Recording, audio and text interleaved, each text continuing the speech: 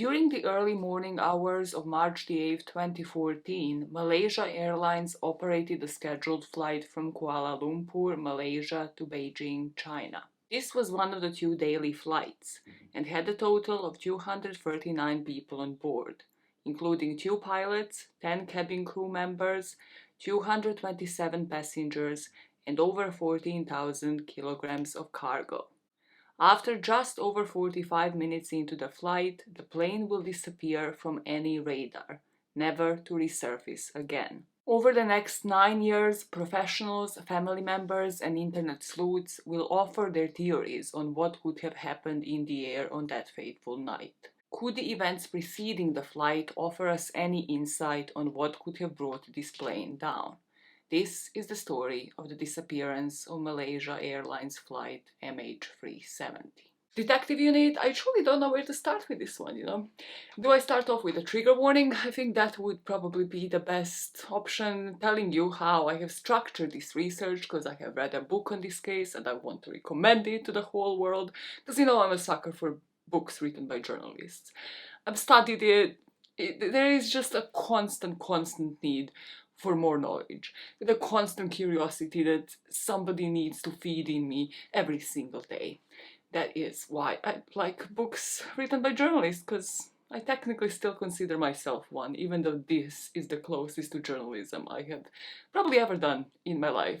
Trigger warning here: if you have followed through and watched the video on Air France flight 447, and have found that triggering and find just general knowledge about flights, disappearances, crashes, triggering, I would definitely suggest either taking this one in small chunks or sitting it out completely and watching a wide array of other videos on this channel, because we go in depth here. There will definitely be a second parter here, hopefully not more than that. Hopefully I'm going to try to fit everything into a 2-parter video. However, we're going into extensive detail with a lot of knowledge, a lot of side googs, insane amounts, probably the most amounts that I have done ever, just trying to understand anything about airplanes, anything about how this could actually work tech-wise, and then obviously in part 2, the theories. So,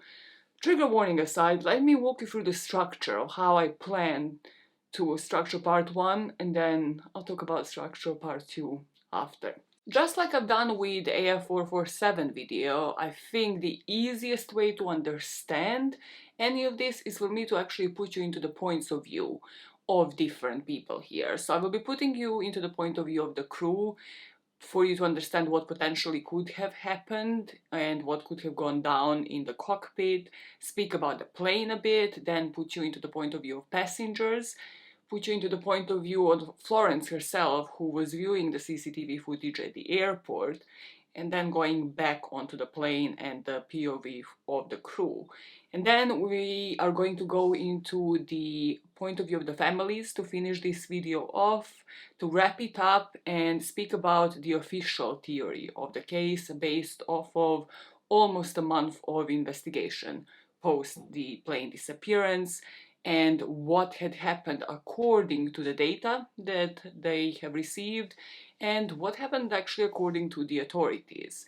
Then in part 2 we're going to pick up with further independent investigations, where this case stands now, and then speak about the rest of the theories. One of the theories I thought would make most sense to cover in this video once you actually hear the information that I have for you. The book that I have used for research, that is extremely extensive, probably one of the longest books that I have read, and extremely well researched. It's called The Disappearing Act by the writer Florence Decenghi. She's French, okay? I can't pronounce, as you will realize soon, I can't pronounce most of the names in this video, and it is a pain point. However, Florence did make an appearance in the Netflix documentary, and once I looked for these books, obviously, yes, I'm biased when it comes to journalist books, so I will most probably choose a journalist as a writer compared to anybody else. I will most probably choose a woman writer as well. However, then, when I actually finished the Netflix documentary, Florence was one of the people that had most out of the left field theory, like one of the more outrageous theories. So I did want to read her book to just see all of the sides of the story. Like, is it a very biased account, or does she go into like actually alternative theories? And I can tell you that yes, even though she's very biased, she has her own version of what she thinks had happened that we are gonna talk more about in part 2. She does, I mean, she has done incredible research, interviewed insane amounts of people, and does offer like a lot of different perspectives that I don't know that other books would have done. There are multiple books. If you have read either of them, let me know, and let me know what your thoughts on those books were. But every account on this story is biased, so this book did offer me different avenues. And also, speaking of Netflix documentary, I don't know what your thoughts are, right? I know what the internet's thoughts are because I looked that up after watching it. I started off with it, so before even going into the book and then checking online articles and stuff, I started off with the Netflix documentary. My immediate thoughts, and still the thoughts that I have to this date, are that it was very mediocre. I know what I said, but I'm yet to watch. Okay, I lie. There's about like 5 Netflix documentaries that maybe I would actually recommend. Everything else that I have watched, you know, when you leave something and you're like, what the fuck? Like, why didn't you answer the top 5 questions? You know, the who, what, when, where, why? Like, the basics. The basics. Like, it just scraped the surface. It just scraped the surface, and it did it in a very inhumane way. There was just no human aspect whatsoever. There was just very few family members that were actually involved. The way it was done, I just really did not like it. It just put like the main 3 theories, and I kind of left being like, okay, vaguely, I think I know what happened, but, you know, got into my head asking about any actual details. I don't know, and like, I could see that so many theories actually had so many faults in them, and we'll speak about those as we go along.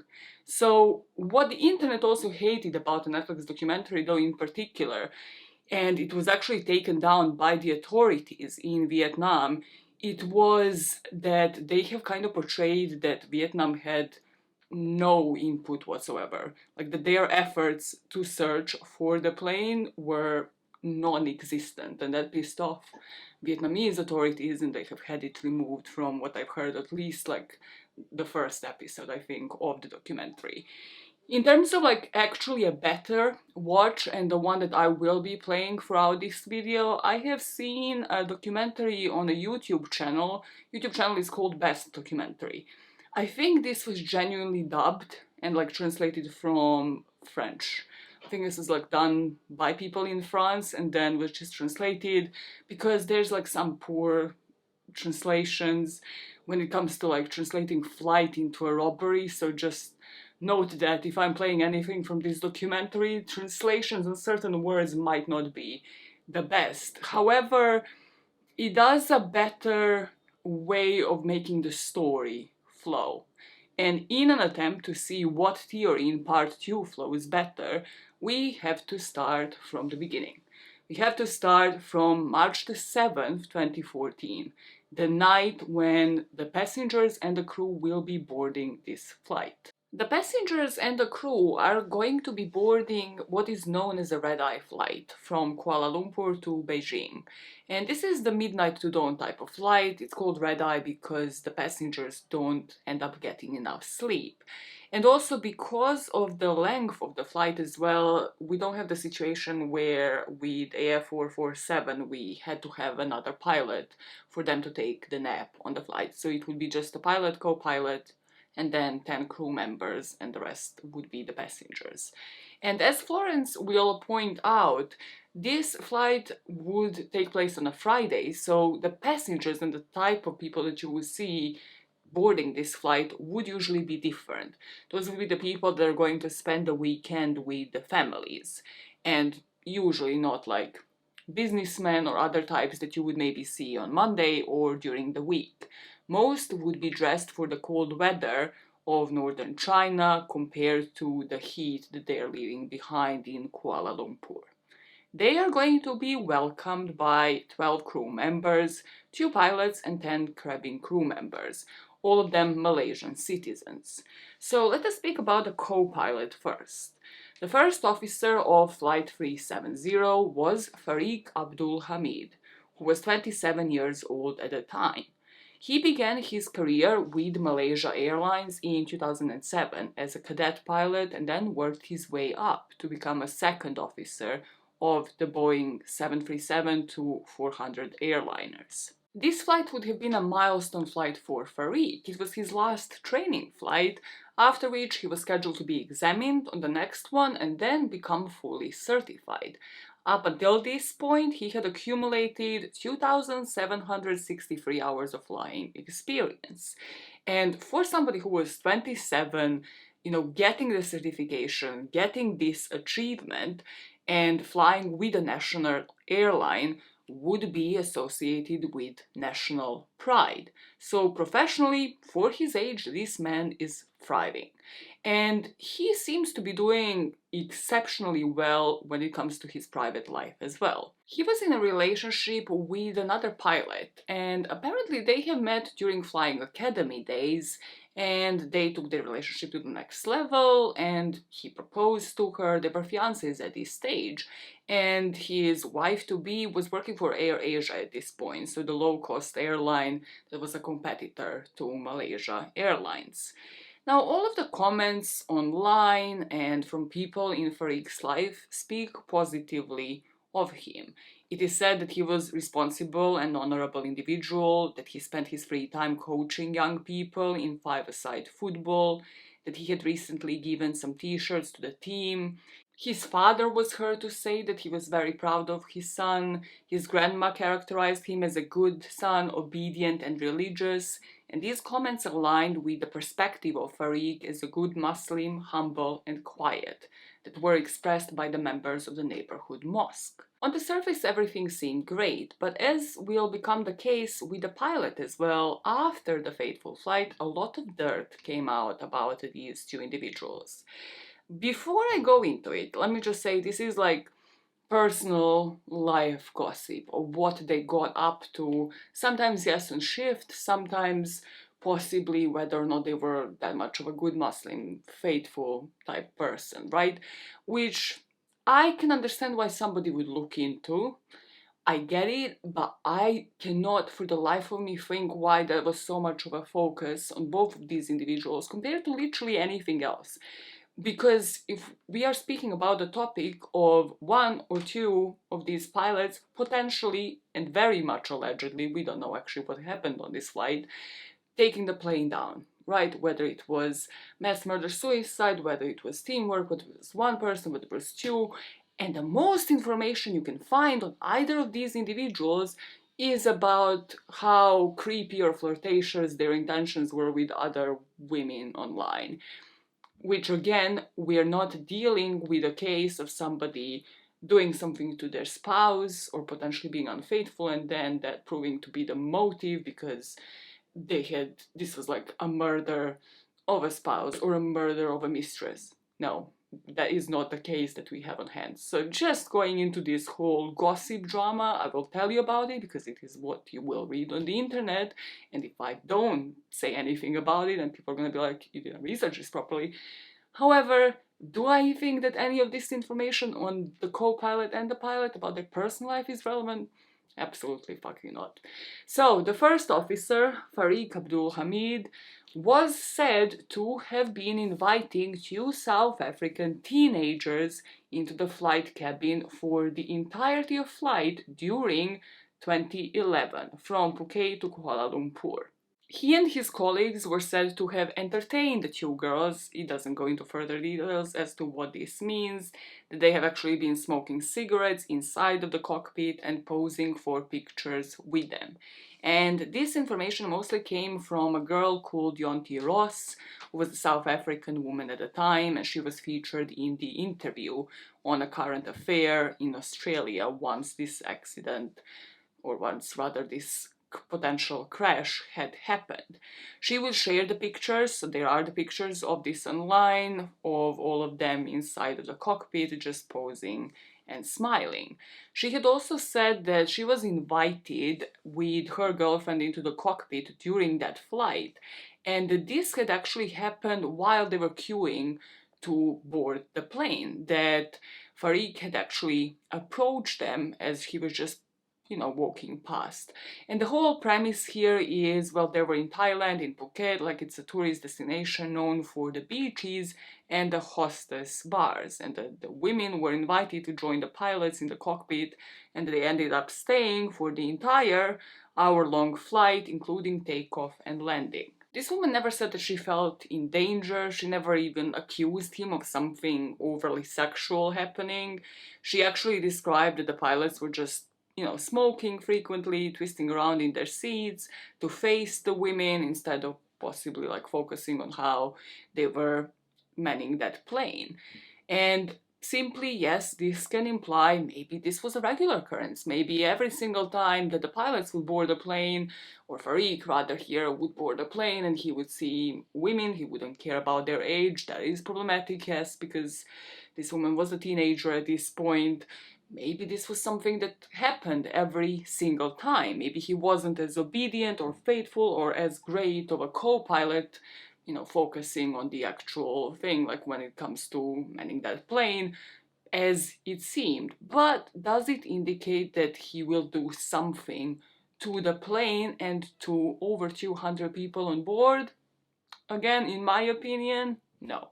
But I had to tell you about it. So if we look into his actual experience, something that would determine if he is fit to travel and fly the plane is he is not that experienced compared to the pilot that he will be accompanied by, but he is to be shadowed by a very good pilot for that exact reason. Malaysia Airlines in fact had a rule where the co-pilot trained on a new type of aircraft has to be accompanied by a supervisor for their first 5 flights. And this supervisor here would be Captain Zahari Ahmad Shah, who was a 53-year-old man from Penang.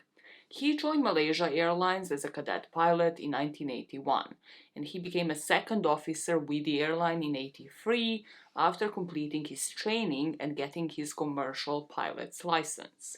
In 1991, he was promoted to the position of a captain of Boeing 737-400 airliners, and then to the captain of the Airbus in 1996, and then captain of Boeing 777 and 200, so the aircraft they're going to be flying today, in 1998. Now, he had more than 18,000 hours of flying experience, of which over 8,600 were on the aircraft Boeing 777, making him one of the most experienced 777 pilots at Malaysia Airlines.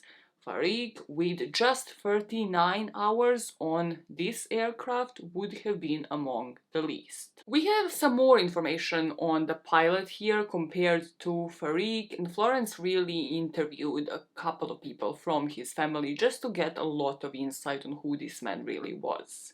So his sister would say that Zahari, or Ari to his friends, was the 8th child out of 9 siblings. He was 17 years her junior. She knew pretty much everything about him. She described the early years of them and how it wasn't easy for the large family living in Penang in the 1950s.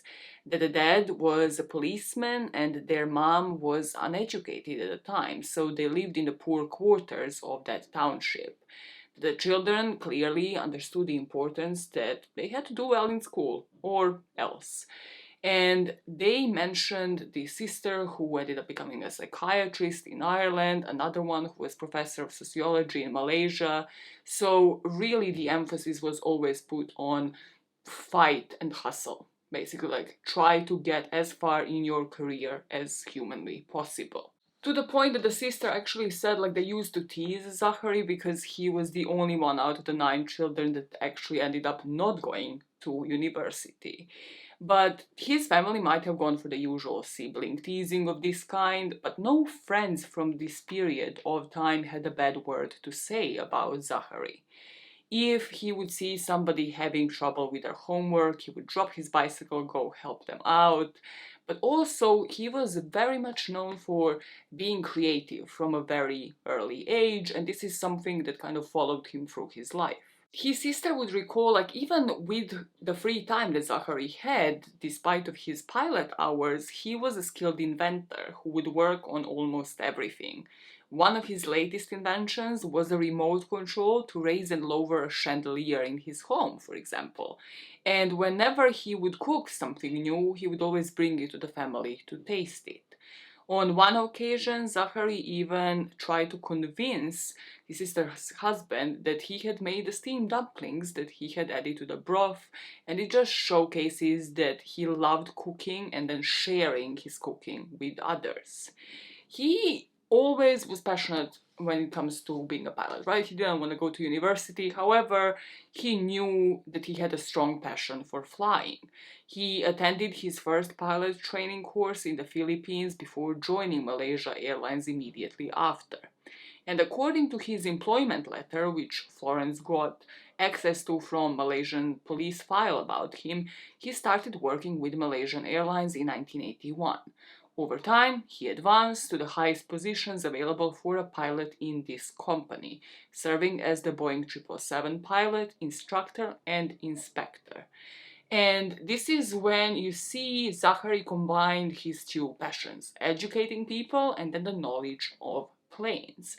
Because in his free time, what he would do, and this is what people know when they, don't dig too deeper into the story because of the videos that they have seen of Zachary online, he would be giving flying lessons, flying remote-controlled model planes, and using his simulator that he had at his house, or making and posting videos online that would showcase his personality and would showcase his knowledge on the planes and flying. This is the guy that knew his planes inside and out, there was no doubt about it, and exactly this hobby that he had on the side is the one that will be heavily scrutinized later. At the press briefing after the plane had disappeared on 19th of March, it was revealed that the home of the pilot had been searched, leading to the discovery of a flight simulator. And it was revealed further that data on the simulator was recently deleted. So the FBI got on it and they undertook the task of recovering all of these deleted files. What they had actually uncovered and what was of the interest to the investigators were 5 of the landing strips that were found on the simulator, all of which were at least 3 kilometers long, and this would be the minimum required to land an aircraft of the size of Boeing 777. The location of the runways was the other interesting thing because they were located in the capital of the Maldives, and this is a regular destination of Malaysia Airlines. Diego Garcia, an overseas territory of the UK with a US military base where no civilian aircraft was ever supposed to land. The hard disks of this flight data would show a number of simulations of flights going off to some rather remote locations in the southern Indian Ocean. And the simulations would show a number of waypoints. These would be like the coordinates for each stage of the flight, for each, what people would say, practice run on the simulator, because the implication is that all of these flights that he had deleted off of his simulator that he had at home were practice runs for what is to happen on this night. The forensic report details 7 points that the captain has made up himself and programmed into this flight simulator, and 4 of those were in the Andaman Sea, which is the body of water just to the left of Malaysia that we know the plane would fly over. All of the points taken together indicate a flight path similar to that MH370 is believed to have taken. And some have suggested this was a dry run for the pilot as they were used less than a month before the disappearance of the plane. The FBI, however, will comb through this data, and a few weeks later the American investigators would declare that the simulated data contained nothing incriminating. This will still not convince multiple people online, like, who believe in the pilot theory, who believe that the pilot was behind the disappearance of this plane and the mass murder suicide. My personal question is, if the FBI couldn't prove it, like the police investigators combed through this evidence and they couldn't find anything incriminating, or rather, a completely different approach. If they could, wouldn't this be something that they would most definitely present to the public? Because it would not solve the case. You can't really solve the case until the whole plane and everything is fine. But because people are so centered on proving that this pilot was behind this incident, it would be the easiest thing if they had come through his phone data, which you will find out that he did, through his medical history, which again you will find out that they did, through his simulator data. If they found something incriminating, that would have solved this case, or rather put a lot more doubt into people's minds, where they would have somebody, a scapegoat, they would have somebody to blame. But that just doesn't seem to be the case. By all accounts, Zachary was married. He was married to a woman that he met when they were still really young. They crossed paths when his now wife was a 16-year-old and still in school. And after some years they would marry, but we don't really know much about the wedding details. It was reported that they were able to settle down, as Zachary was just joining Malaysia Airlines as a cadet pilot in 1981, and they ended up getting married and having 3 children. His phone records would show that his wife was the person that he would call most often, and that also he called her just before taking off. However, then there were different reports. You will hear gossip about Zachary online surrounding how not everything was as perfect as it seemed, just like with Farid. You will see some comments by Zachary, and it seems like it is his Facebook account, on these 2 different models' Facebook pages. Rumors that he would try to arrange meetings with them. These comments seem to imply that he was trying to convince these twins to come to Kuala Lumpur, which is where he actually lived with his wife. He wrote when in KL in one message, how about KL in the other, and then when one of these models posted a picture of herself in a bathrobe, he seemed to have posted just shower ? His sister did mention to Florence that he was no saint, that it seemed like he was in fact a bit of a Casanova, but that for most people with whom Florence discussed these incidents, including some of the men of his age, they just proved, if anything, that he just loved living life to the fullest. Just like with his co-pilot, is it icky? Is it kind of like making your skin crawl a little bit about hearing this gossip? Possibly, you know, chatting with models, underage women, bringing women into the cockpit? Yes. Again, does it give indication that they would want to take down more than 200 passengers? No. Something in his life, in Zachary's life, however, that potentially does, and this is one of the most bizarre sidelines that I have ever indulged in. So, he was reportedly a distant relative of a member of the opposition party at that time in Malaysia. Okay, let me just give you a quick lowdown of the events. The press quoted that the pilot on the day of the flight might have been distraught at the new 5-year jail sentence for a man called Anwar Ibrahim. And Anwar is the leader of the major opposition party, Malaysia's People's Justice Party. And the sentencing was taking place a few hours before the flight, so on the 7th of March 2014. Some sources reported that Zachary was actually at the court during that time, and that maybe this guilty verdict was what actually was a trigger just before like he was to like take a cab and get to the airport. The opposition leader Anwar would give interviews later, and he would say like, yes, they're extremely distant relatives, but he dismissed any suggestions that the pilot may have diverted the plane as a political act, like in his support. This guy in itself is, if you think any of these people is icky, Anwar is special. He deserves his own true crime video, okay? I went into the most bizarre sideline checking for evidence in this trial. There was a mattress with the DNA because this was a sodomy trial and this man had been found guilty. He sodomized his male aide. There is proof and he would eventually serve time. However, the connection with Zachary is just speculated. It hadn't been even proven that he was in court that day, and as I mentioned, they have combed through this man's phone records. Like, there would have been something substantial had there been any connection that he is acting on his orders or anything like that when flying this plane. The big question here, and something that I definitely looked further into, was the state of Zachary's mental health. Because the implication here is, what if the pilot was the one who was behind this mass murder-suicide? And in order to have something to compare it to, I have looked into the German Wings incident. And it is eerily similar to how one theory is imposing that this has played out, where the pilot had actually manually switched off the controls. So in this case, Andreas Lubitz, a German pilot, had locked the cockpit door from the inside and disabled the digital code panel. Then the captain on the outside was pounding on the door and demanding to be let in. However, the first pilot refused.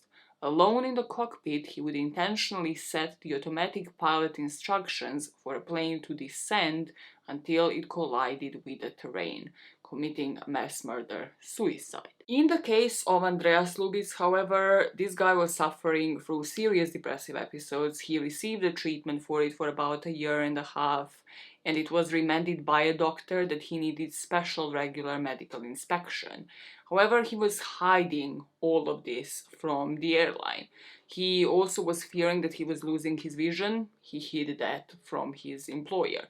On the day of the accident, the pilot in this case was still suffering from a psychiatric disorder, which was possibly the psychotic depressive episode, and was taking psychotropic medication. This made him unfit to fly, but the report would find that he had hidden this evidence and neither the airline nor his colleagues would have known about the circumstances. In the case of German Wings, then, we see multiple indicators and a medical history to showcase that this pilot was unfit to fly. Instead, as per the police report, Zachary Smith was described as generally healthy and robust. His visits to the pharmacist every 3 months were for basic items such as a toothbrush, paracetamol, vitamin C, flu medication, and gastric medication. He also used inhalers and occasionally would take Celebrex, which is the standard non-steroidal anti-inflammatory. Okay, I'm mispronouncing a bunch of that. He also had a history of mild asthma since his youth, and he would undergo spinal surgery in 2007 after he had a paragliding accident. A year later, he still experienced occasional knee and neck pain and used painkillers for relief. The accident resulted in a slight limp and a hump in his gait, and while he was a casual smoker, he preferred Domingo rolling tobacco. What are you not hearing me mention? Any medication for mental health, history of depression, suicidal ideations, none of that. We know what tobacco this man was using, based off of Florence's book. We don't see any history of anything to do with his mental health. A year after the plane would go missing, the interim report also collected data on him and described Zachary as somebody who had no known history of apathy, anxiety, or irritability. The report would say that he had no significant changes in his lifestyle, interpersonal conflict, or family stresses. Rather, there were no behavioral signs of social isolation, change in habits or interests, self-neglect, drug or alcohol abuse of the captain, first officer, and the cabin crew. According to his friends, who actually ended up creating a Facebook page called Friends of Captain Zachary MH370, not one person who spoke to them about Ari ever said anything troubling about his behavior. He was anything but mentally unstable. Zachary's last hours before the flight seemed to be just as normal.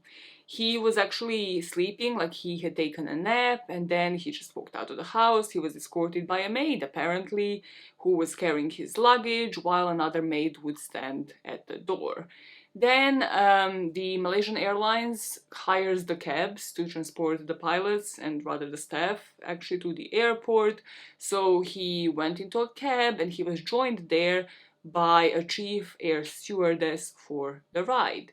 It seemed like he was complaining about his back pain during this ride. However, he was just looking normal, cheerful, and smiling.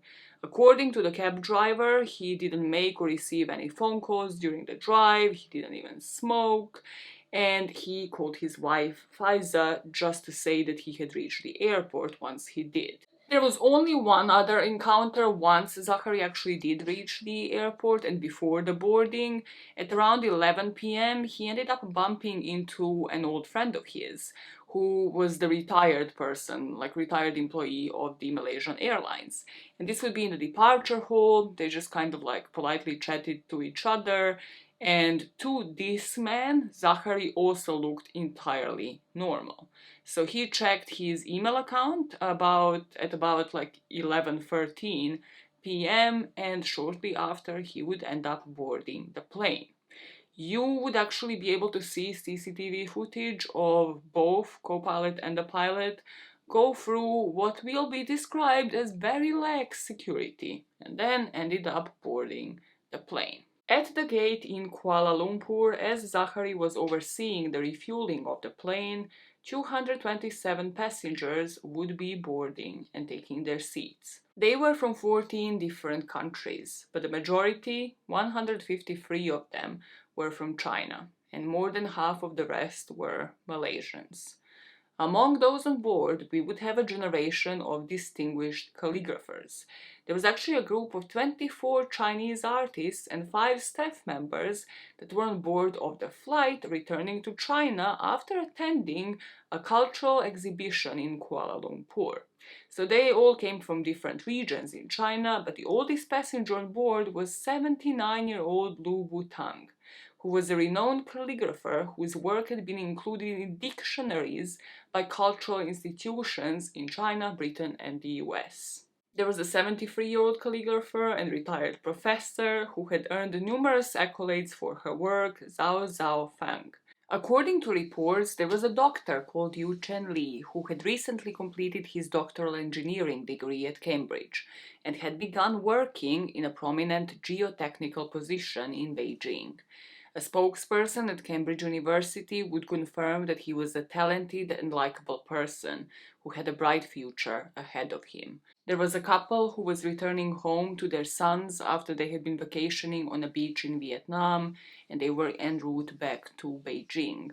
According to reports in Canada, this couple, Muktesh Mukherjee, a 42-year-old Indian-born Canadian who worked for the US firm X-Col, met his wife Bai Xiaomo during a business trip to China in 2002. Just before boarding their flight, Bai shared images of their trip on social media. The couple's 2 sons would be eagerly waiting for them to come home, and in the 1970s, Mukherjee's grandfather, who was a former Indian government minister, actually died in a plane crash outside New Delhi. His family was praying that the couple had not encountered a similar fate. They would say, miracles do happen. We pray it will happen this time and Muktesh will come back to us. Muktesh Mukherjee and Xiaomo Bai had been on vacation and were on their way home to their 2 young sons in Beijing. As parents, nothing was more important to them than those kids. Everything they did was surrounded those kids. You go to their house and it was covered with pictures of their boys. On the flight, there were also Norli Akmar Hamid, who was 34, and her spouse, Razahan Zamani, 24, both from Malaysia. And the 2 of them first met each other while they worked at a Japanese supermarket franchise in Kuala Lumpur that's called Aeon. Local sources would report that the couple, who worked as a sales assistant and admin assistant, tied a knot in 2012. They were embarking on their long overdue honeymoon to Beijing when they boarded this flight. Before the trip, Miss Norley would post a picture on social media of one of their cats sitting on a suitcase, and the Wall Street Journal here actually said that this would be the couple's first time on a plane. Then there was Philip Wood, who was a 50-year-old IBM executive from Texas, and he was one of the 3 American passengers on the flight. According to his younger brother, James, who would speak to Wall Street Journal, he was a passionate traveler who had recently been relocated to Malaysia and was looking forward to his new life there. He had all of the intentions of this journey to Beijing to be his final one before settling in Kuala Lumpur.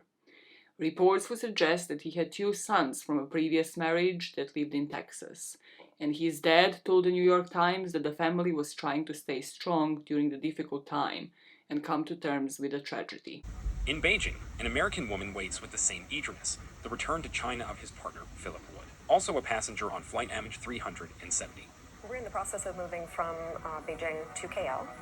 We've been in Beijing for quite some time and we're ready for something new. You know, we were both really excited to see each other. It had been February 9th that we'd said goodbye here in KL. The wait for the families of the passengers begins. The plane was announced late. The minutes pass. Philip Wood's girlfriend will become one of the prominent faces in the investigation of the disappearance of the plane, and also one of the supporters of the alternative theories. And another woman whose face you might be familiar with if you have heard of this case or have watched anything on it is the wife of Paul Weeks. Mechanical engineer Paul Weeks from New Zealand was also on the way to his new job. The former soldier moved his family to Perth in Australia after the earthquake in Christchurch, and before he left home he took off his wedding ring and watch and gave them to his wife for his 2 young sons. He said, if something should happen to me, then the wedding ring should go to the first son that gets married, and the watch to the second. Paul Weeks is a husband and father of 2. He was on his way to start a new job in Mongolia, his dream job. Before he left his home in Australia, he gave his wedding ring and his watch to his wife, Danica. Just as he was leaving, he said, I'm going to leave my wedding ring here. Should anything happen to me, I want the ring to go to the first son that's married and the watch to the second. And I said something to him like, don't be stupid. Just come back and I'll give it back to you and you can give it to them. On board of the flight was also Joe Kuhn, a 35-year-old experienced martial arts practitioner and a stunt double for actor Jet Li. He had worked on several films, including The Forbidden Kingdom, as reported, and Mr. Kuhn had been in Malaysia for choreographing a production when the plane went missing. 9 of those on the plane were old friends, pensioners who made a journey to Nepal and were on their way back home. Australian couple Mary and Rodney Burrows were also among the missing, and their son Jaden said that his family was heartbroken. This stage of their life has been cut short.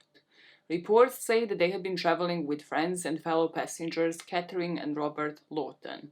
Now, Mr. Lawton's brother said that Dad phoned him that morning and said Bobby's plane's missing, and they couldn't believe it. They still can't. We just want to know where it is, where the plane came down, if there's anything left. For Kathy and Bob Lawton, travelling with best friends Rod and Mary Burrows, this was a bittersweet trip.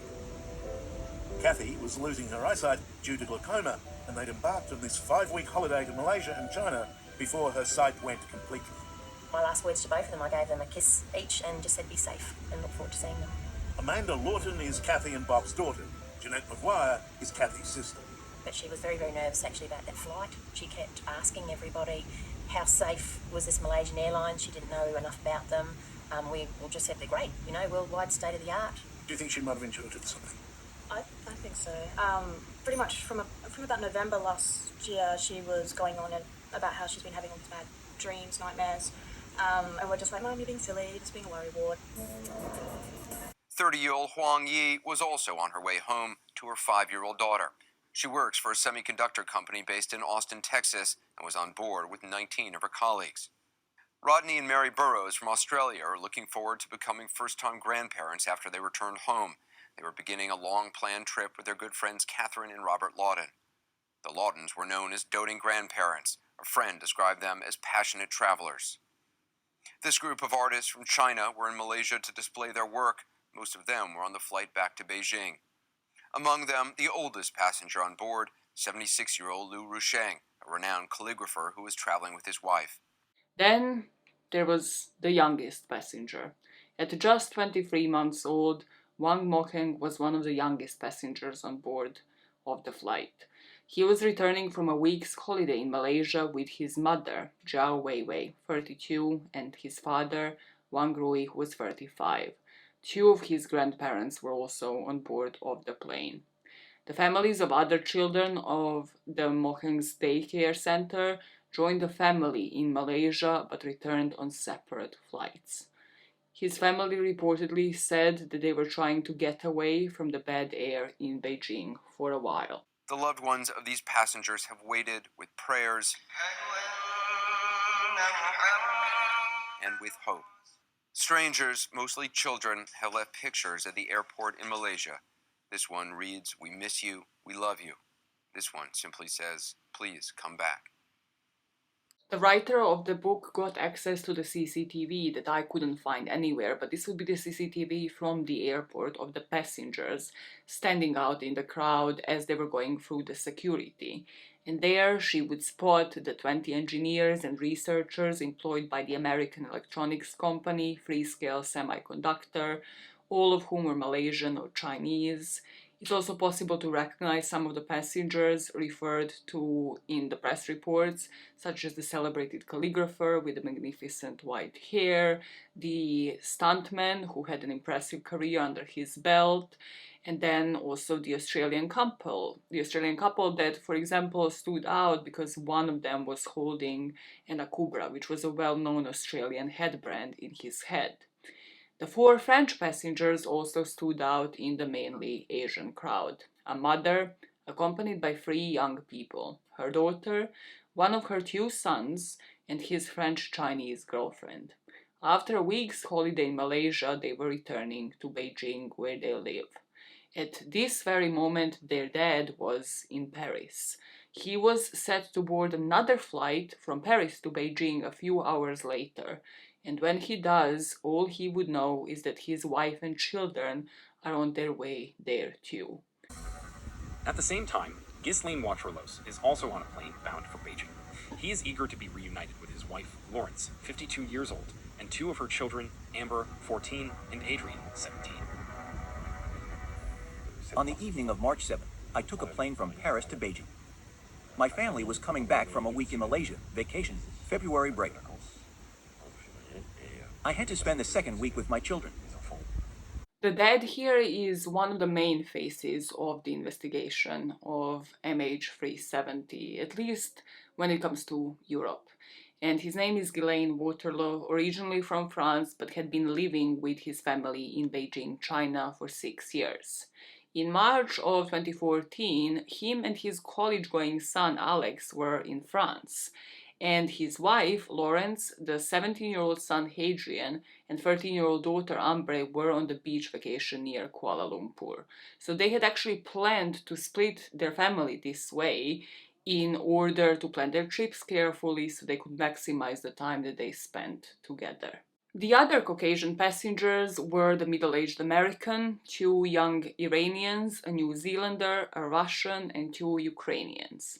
And there will be some passengers that will later be connected to conspiracy theories, but also some that will showcase just how lax the security procedure on this airport really was.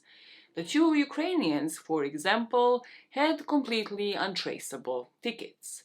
So Florence couldn't find, and nobody really could find, where they were purchased. There was no travel agent, no method of payment, no place of issue, which was highly abnormal, as you can guess. And these two men happened to be seated on row 27, right below the SATCOM antenna. Of all the passengers who boarded the flight, according to the writer of the book, if you were to pick two as being hijackers, the Ukrainians are the ones who best look the part in terms of the age, their physical condition, appearance, and body language. And then, of course, the dodginess of these two people having the tickets that cannot be traced. The untraceable tickets weren't the only odd thing, because there was a case of two men traveling with stolen passports. When the disappearance happened, right, and they were looking into the passenger list to inform the families, they actually thought there were 4 people traveling with stolen passports. However, it turned out it was only 2. I love how that is supposed to be reassuring. It's only 2 guys. Like, they were letting anybody and anything on this plane, and this is just the beginning of that saga.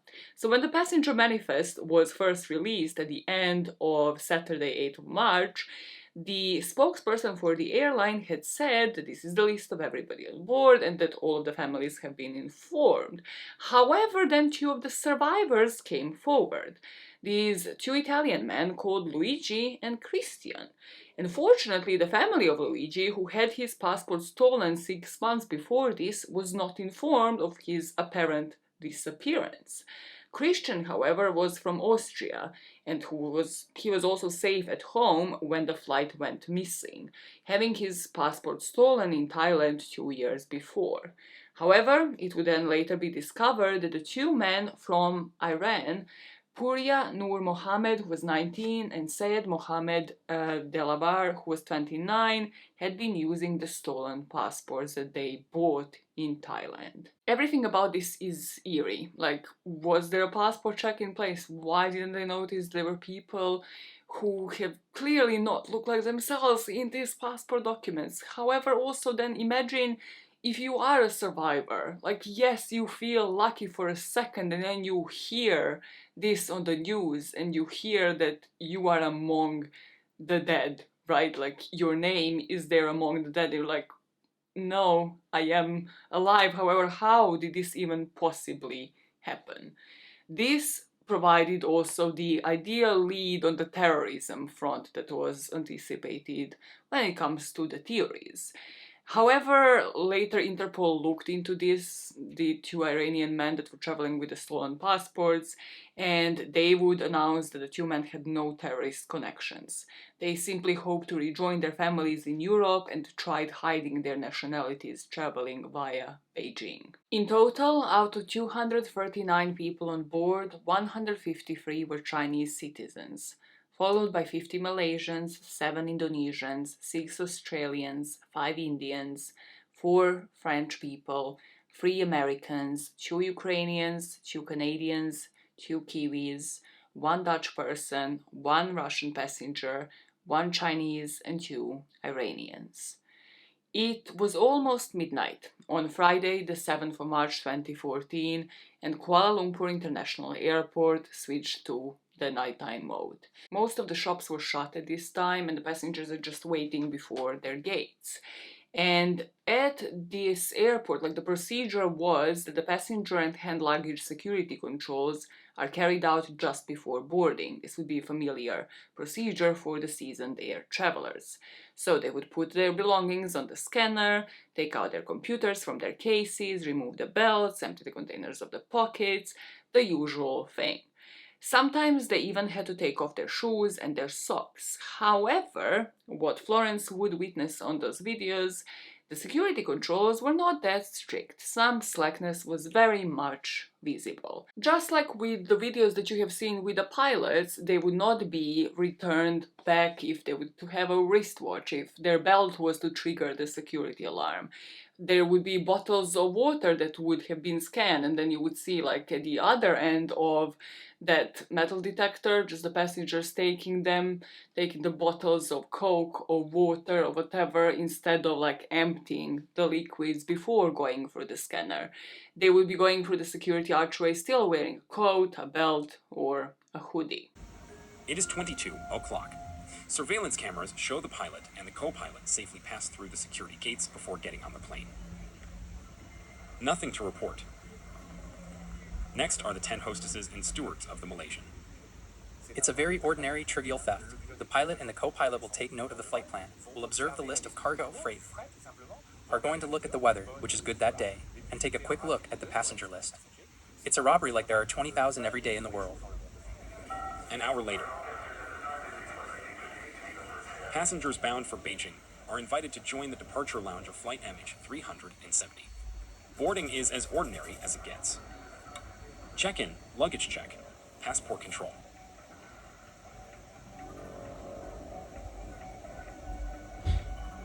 11:20 p.m. passengers sit on board the Boeing 777. The cabin is not full. There are 227 passengers.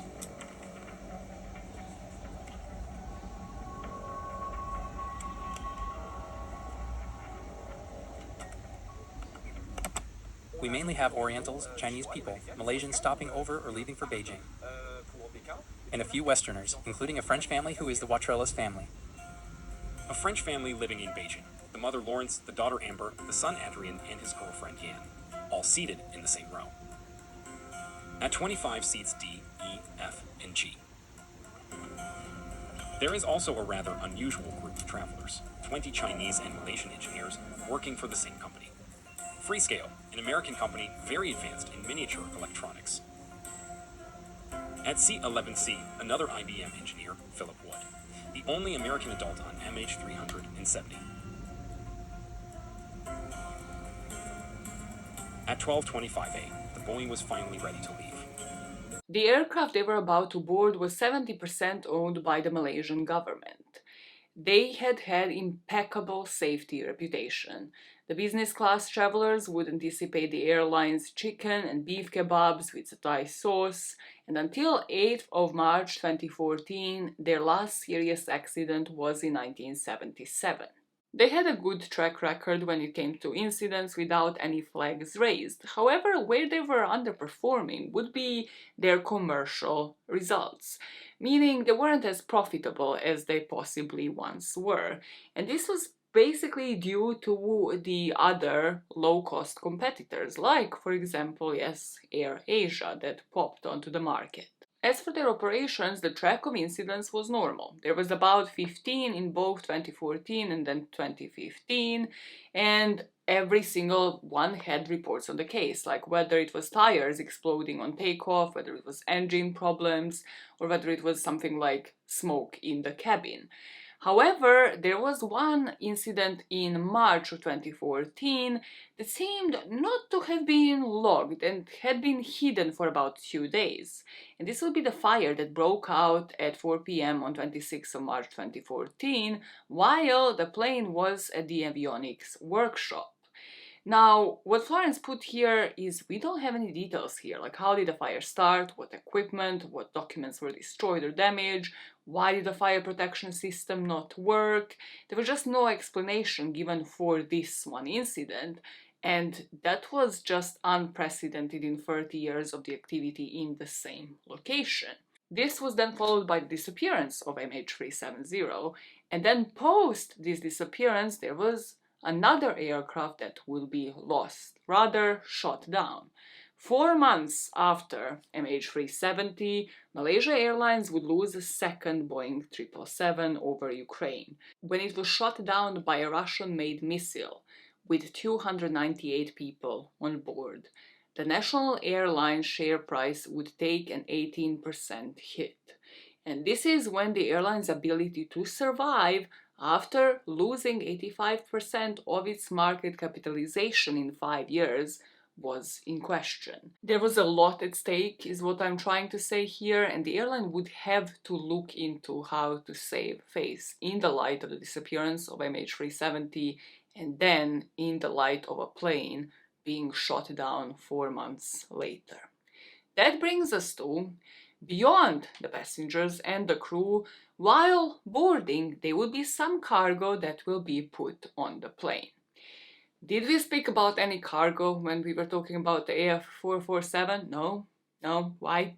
Because there was nothing suspicious about it. Here, complete opposite. This cargo, everything about it is so insanely suspicious. It led to so many side searches. So much weird shit is happening with this cargo, okay?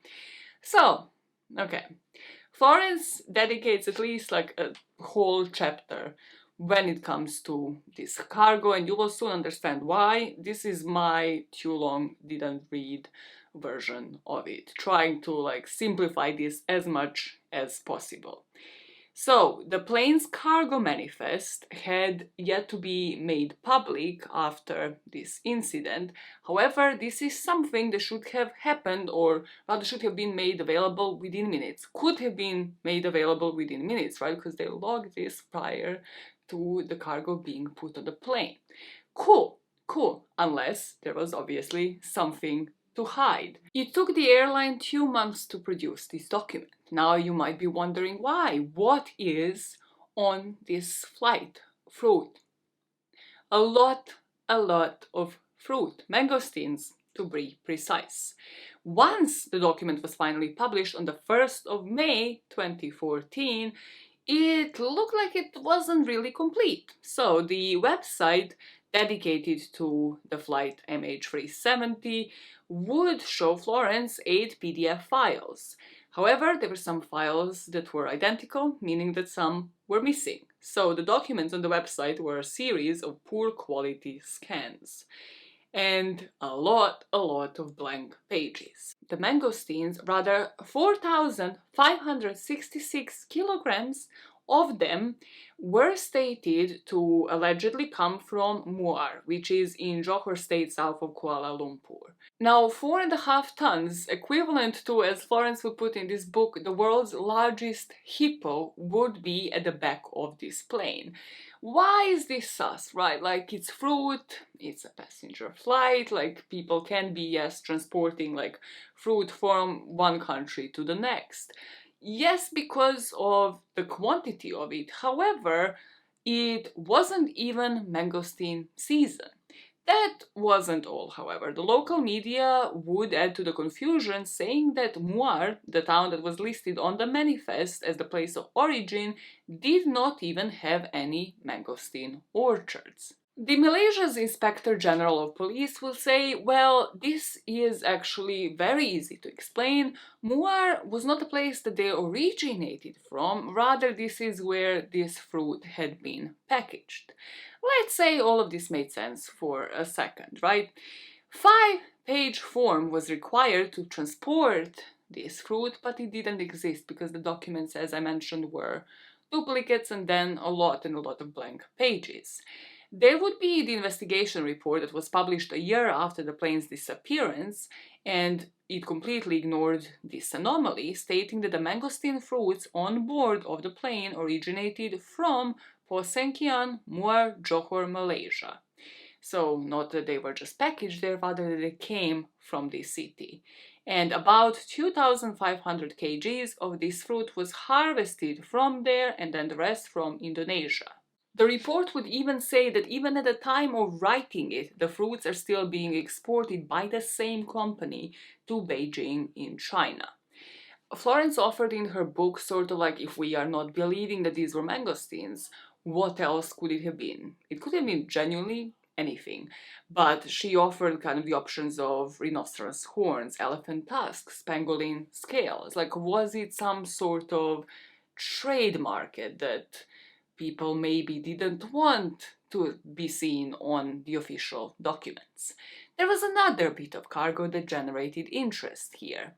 So apart from over 4,000 kgs of mangosteens, there was over 2,000 kilograms of lithium-ion batteries and accessories. MH370 was carrying a consolidating consignment of more than 2,000 kilograms of lithium-ion batteries, walkie-talkie accessories, and chargers. And the shipper here was Motorola. So I will be putting some screenshots from the official documents, from the official report from 2018 that was published on this case. Some people would be very much confused, like the CEO of the Malaysia Airlines would acknowledge a week after the disappearance that the weight was actually just 200 kg of lithium batteries and they were properly packaged. However, as we see, the number here was quite different. It's quite concerning. Again, if this document had been made public, why such a discrepancy between 200 and 2000? The issue here is that lithium batteries have been known to cause fires in planes, electric cars, and even inside of the computers. Side search here. Why do they make us basically take the laptops out of our bags at the airports? And usually, depending on different websites, you will be asked to always have the laptop in your carry-on luggage, not in your suitcase.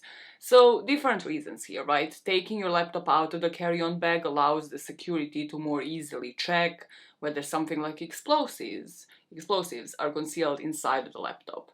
Then also, usually, and also depending on the airline, you should only be allowed up to 2 lithium batteries. So that includes like a laptop and a charger. So limited amount of this in order for the fire not to start.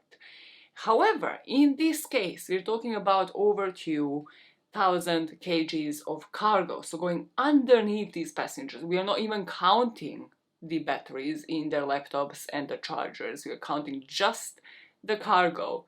And here, at least some part of that cargo had not been scanned by the X-ray machines. This is one of the very few times that I have fact-checked Florence and this book on purpose. Like sometimes I fact check it just to be like, okay, cool, correct information, good, move on.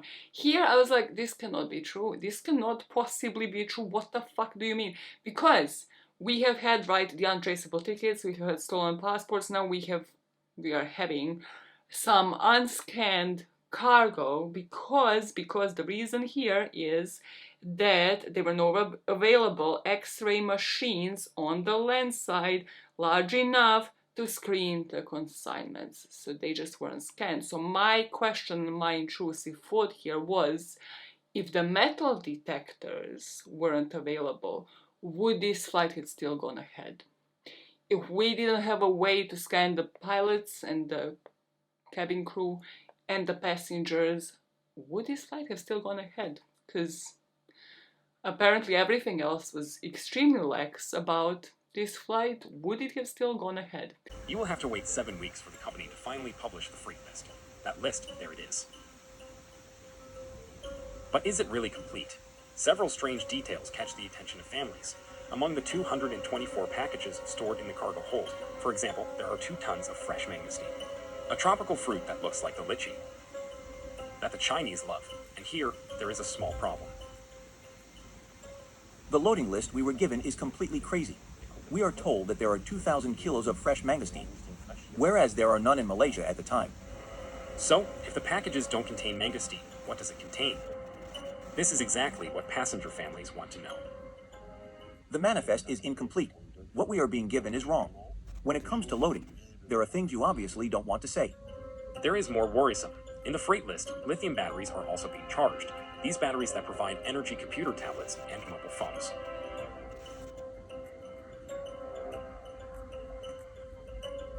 According to the document, there were 2,453 kilograms in the cargo holds of the aircraft. Their transport is normally prohibited on passenger flights. Maybe that's why the Malaysian airline rectified the number and minimized the quantity. I think we carried about 200 kg of lithium battery, but those are considered to be non-hazardous under the ICAO or IATA, because as long as you pack them in a manner that's actually recommended. Nobody is communicating about it because normally it's not allowed. Since the accident that occurred in Dubai. It was in September 2010. A 747 from this transport company crashed shortly after takeoff. The investigation report accused the hundreds of lithium batteries that were in the cargo hold. Look what's left of the jumbo jet after the batteries have ignited. Nothing or almost nothing. So we know very well that these lithium batteries, when they are concentrated, they are explosive. The proof in pictures. Watch how 4 lithium batteries can catch fire in a few seconds under the effect of shock.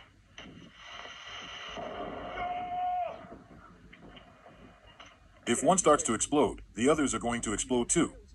200 kilos, even assuming that there are only 200 kilos, what is already huge, explodes. It makes a hole in the plane. We are 11,000 meters above sea level. Immediate loss of pressurization. There is no oxygen left. There were maybe left. 10 times as many lithium batteries in the cargo hold of the aircraft. Imagine the impact on the crew and passengers. An explosive depressurization of the plane. Not only are you going to take a huge hit, your eardrums are going to explode, you're going to bleed from your nose, your ears. It creates a feeling of euphoria. The symptoms are very, very vague. You might notice some tingling in your fingers. But above all, you are likely to pass out immediately. Be that as it may, the lack of oxygen means that in 30 or 40 seconds, it's over. That isn't all, however, when it comes to this bloody cargo of Motorola batteries and walkie-talkies, okay? This cargo would arrive on the evening of 7th of March. The truck would be sealed by the customs and the Malaysian Airlines security before being allowed to leave the Penang cargo complex en route to the airport under escort. There will be 2 drivers that were interviewed later, and they said that the truck was never left unguarded by them or the security escort. Security escort for a bunch of batteries and walkie-talkies. Why are batteries being escorted like they're a motherfucking president? What is in this cargo? What is in this cargo? The reports, the one that I have seen, the final one, will show us how the fruits was protected, right? How they have done the lab test to show us how these 2 loads, like if mangosteens were placed right next to the lithium batteries, would any explosion happen? Like how those 2 loads would interact. We have a visual actually of where these batteries were placed. You can see that they were placed at the back of the plane. We are assured by these results of the test that it's highly improbable for any sort of explosion to have happened during this flight. That after carrying these flights, that the labs was convinced that the 2 items tested could not be the cause of the disappearance of the flight. However, where are the deep dives on the people that approved any of this? Where are their names to begin with? Not even deep dives, right? Where are their Facebook profiles? Where is the dirt on them? Where is information on their private life? Because something is missing here when it comes to one of the dodgiest pieces of this whole journey is the theory from start to finish about this cargo on the plane. Why was it escorted? Why was it not scanned? Who then approved of it to be on a plane? Why was the fruit out of season? Where was it produced? Was it really produced somewhere? All of that just isn't answered, and somebody yet again allowed for it to be carried onto the plane. Like both of these loads that are highly suspicious, and a lot of people doubt whether they were actually mangosteens and batteries. And if it is batteries, why was there this amount of batteries? It's things that nobody can explain. However, we also can't link the names and then have a story of start to finish when it comes to this cargo the way that we do with the pilot and the co-pilot. Back into our timeline, the crew on the plane had already gone through boarding process and they're now getting the aircraft ready. First through would be the 6 air hostesses and the flight attendants, and then 10 minutes later you will see the captain and his co-pilot. Well, not us, but Florence did on the CCTV. The 2 men would put their caps and the luggage on the scanner. Neither would take anything out of their bag, not even the flight iPad. Nor did they take off their jackets, so it just seems like yet another relaxed body search. They don't seem to be interacting with each other is something that Florence had observed, and we kind of do in these couple of seconds of that CCTV footage. Passenger boarding would start at 11:46 p.m., just 1 hour before takeoff. The Malaysian Airlines flight registered under 9M MRO would take off as it does every night at the same time, at 40 minutes past midnight. The aircraft was taking off for about 20 minutes, and then at 1:01 it reached 35,000 feet. Unlike with the Air France flight, here the conditions were ideal. They were absolutely perfect. The catering service would start, like the stewardesses started walking by the passengers, but usually at this point, like the passengers are trying to get at least some hours of sleep. Then at 1:07 the aircraft sends out its first ACARS message. ACARS stands for Aircraft Communications Addressing and Reporting System. And the bulletin, like the readout, it kind of looks a bit like a receipt. It provides the real-time data, so the technical performance levels that are sent to ground automatically. Now, the system is activated at regular intervals. This system and how often it sends the communication to the ground depends on the subscription that is taken out by the airline. And in the case of Malaysia Airlines, the interval is 30 minutes. So for some, like, it depends on the route. Here, the next message from ACARS to the ground was supposed to be at around 1:37. However, after flying for 40 minutes, the plane is now about to leave the airspace of Malaysia and enter Vietnamese airspace. Less than 5 hours now remain on this flight. It is scheduled to land at 6:30 in the morning. And at 1:19 a.m., the Boeing would leave the Malaysian air traffic control zone with a message. Good night, Malaysian 370. After the investigation, so the radars and the communication system on the ground picking up on the voices, because the plane hadn't been found, right? The cockpit recorder hadn't been found, the black box hadn't been found. But after listening to the voices that had been collected on the ground, the pilot's friends, family members, and an expert were asked to identify the voices that were made between the plane and the traffic control. It was established that the speech segments before takeoff were those of the first officer, and this meant the captain or pilot in command was at the helm. However, the later voice recordings, including the last transmission, are of the captain, which meant that the co-pilot was the one who was flying the plane last. So Zachary would be the one who would say the last words, who would wish the plane a good night. He did not sound nervous or suspicious in any way. And now the normal procedure is that immediately after leaving Malaysian airspace, like, you say good night and then you say good morning to the next airspace, here Vietnamese, Ho Chi Minh controls to be exact. However, this doesn't happen. At 1:20, the plane passes the waypoint called Igari, that is assigned to Singapore. And 90 seconds after this, the last radio transmission, the transponder, which is the main means of communication between the aircraft and the air traffic control, is switched off. Or is switched off remotely. It switches itself off somehow. However, this button is located between the seats of the two pilots. Switching it off, and I will play some videos after this, is just like toggling off kind of like the volume of something in your car, like the volume of the radio in your car. All of a sudden, air traffic controllers in both Vietnam and in Malaysia suddenly can't see the airplane any longer. The controllers can suddenly see nothing. On board Flight 370, something, or more probably someone, has switched off the aircraft's transponder, which relays its position and call sign to air traffic control. It's quite a clever tactic. This is if it was deliberate. It's quite a clever tactic to switch off the transponder just as responsibility is being transferred from one air traffic control centre to another. Then, minutes later, something, or again someone, disables the aircraft's only other active transmission system called ACARS, which uses satellites to relay messages from the plane back to base and vice versa. There are only two things which could disable the ACARS, and one is that it could have been switched off deliberately by somebody on the aircraft, or otherwise something happened to deprive the aircraft of power, which would have switched other things off as well. So it was either deprived of power accidentally, we don't have any evidence for that, or it was deprived of power by literally being switched off deliberately.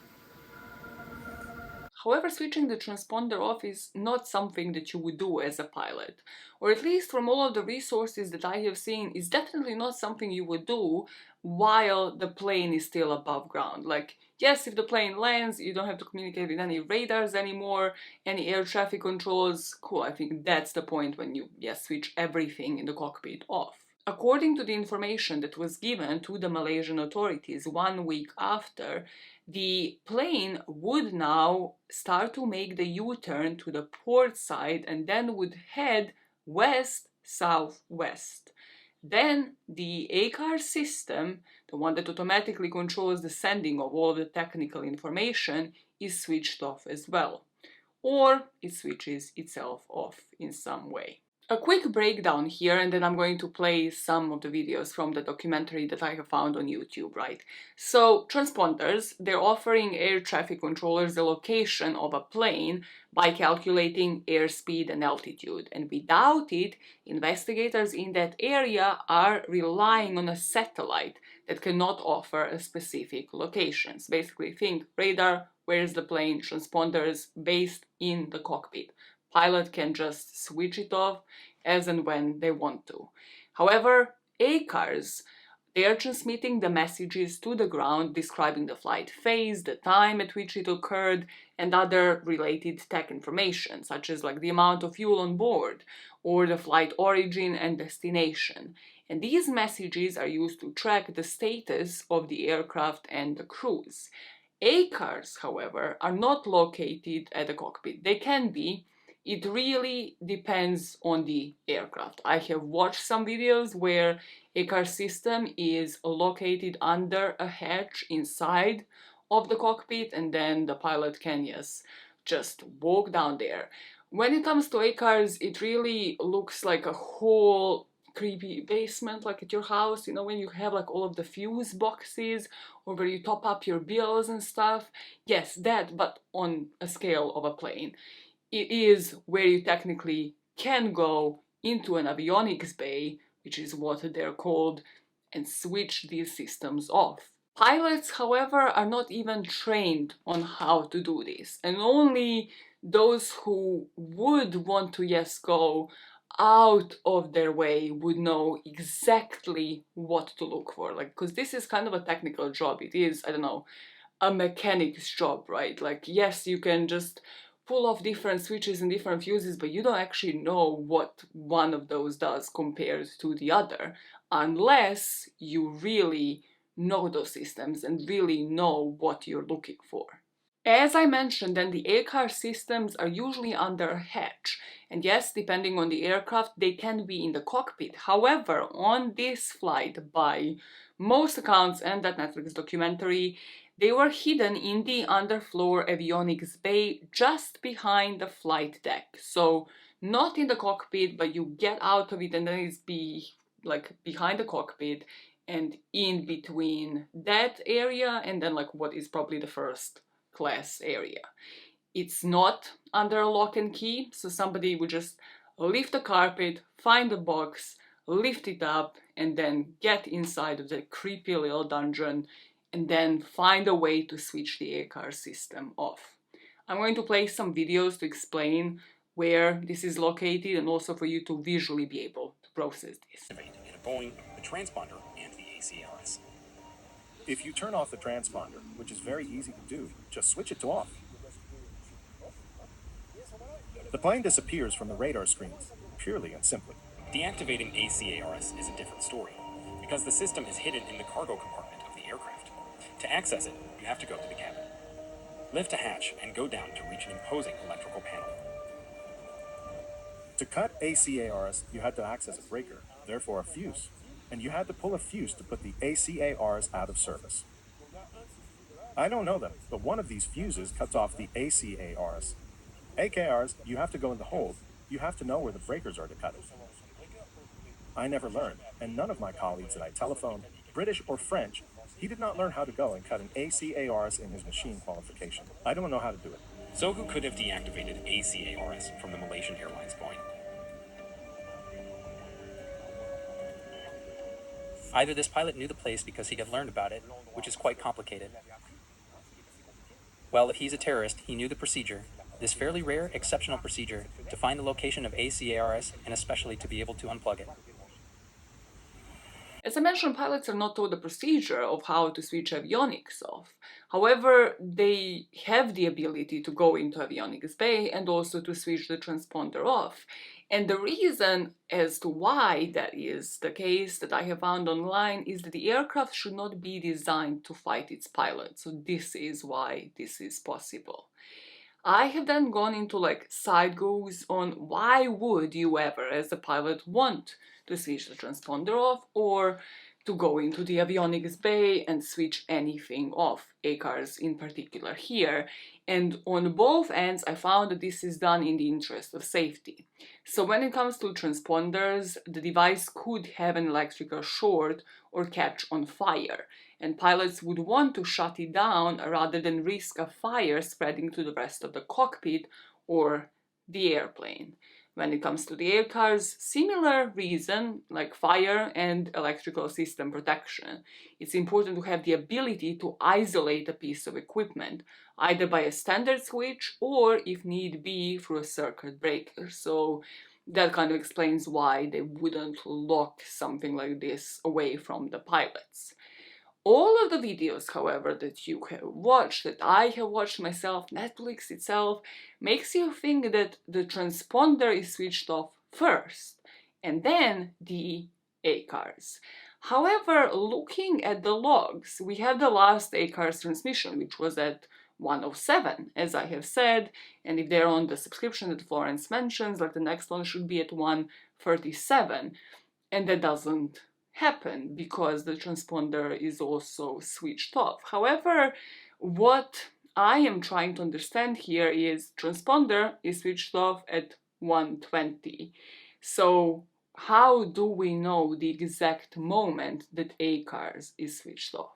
There was also no message to the air traffic control or anybody on the ground about sort of any system failure, about any reason as to why the transponder would be switched off and why then ACARS would.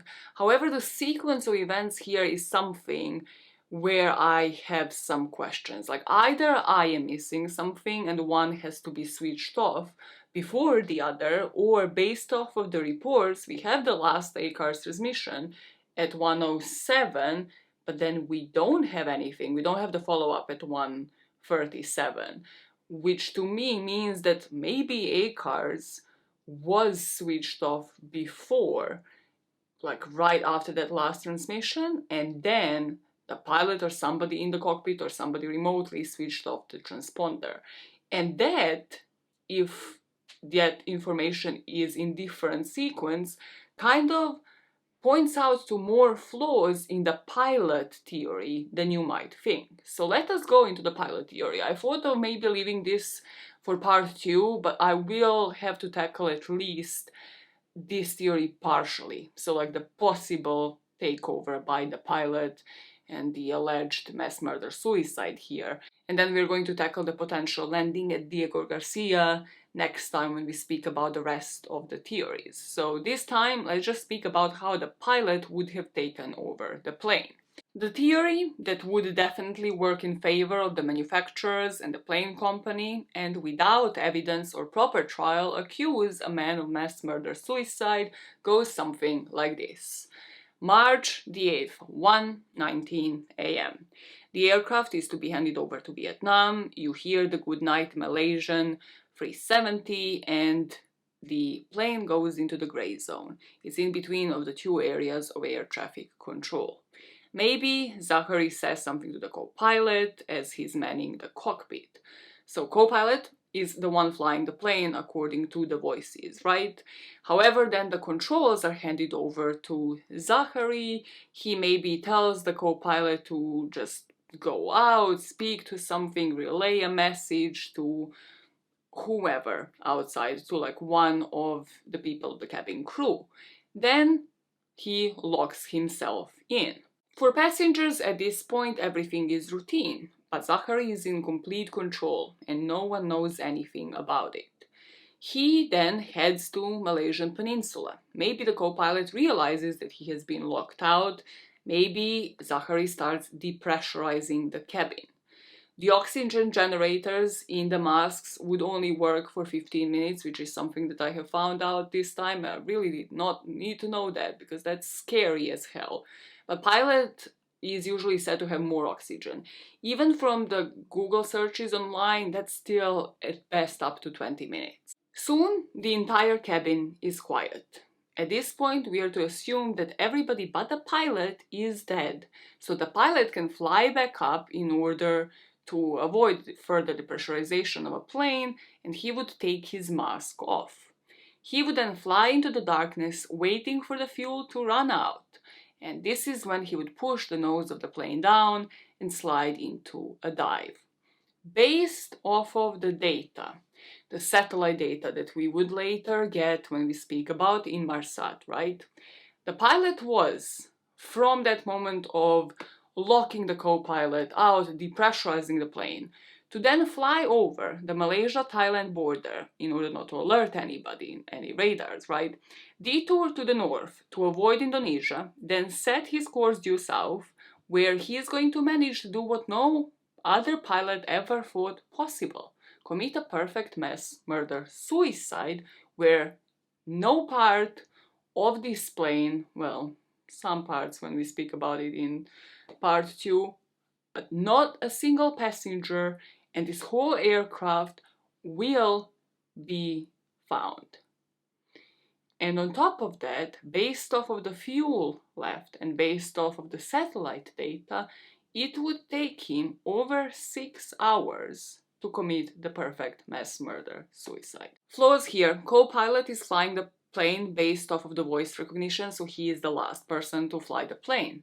There is no picture, for me at least, painted of where the co-pilot is. Why would he be locked out? Why would he just leave this cockpit? Because as you know, like, everything is at stake for this guy. Like, he still needs to be fully certified. Like, this is something that he would want to be in the cockpit for, you know, for the full duration of the flight, observe and just completely be supervised by the pilot that is in charge.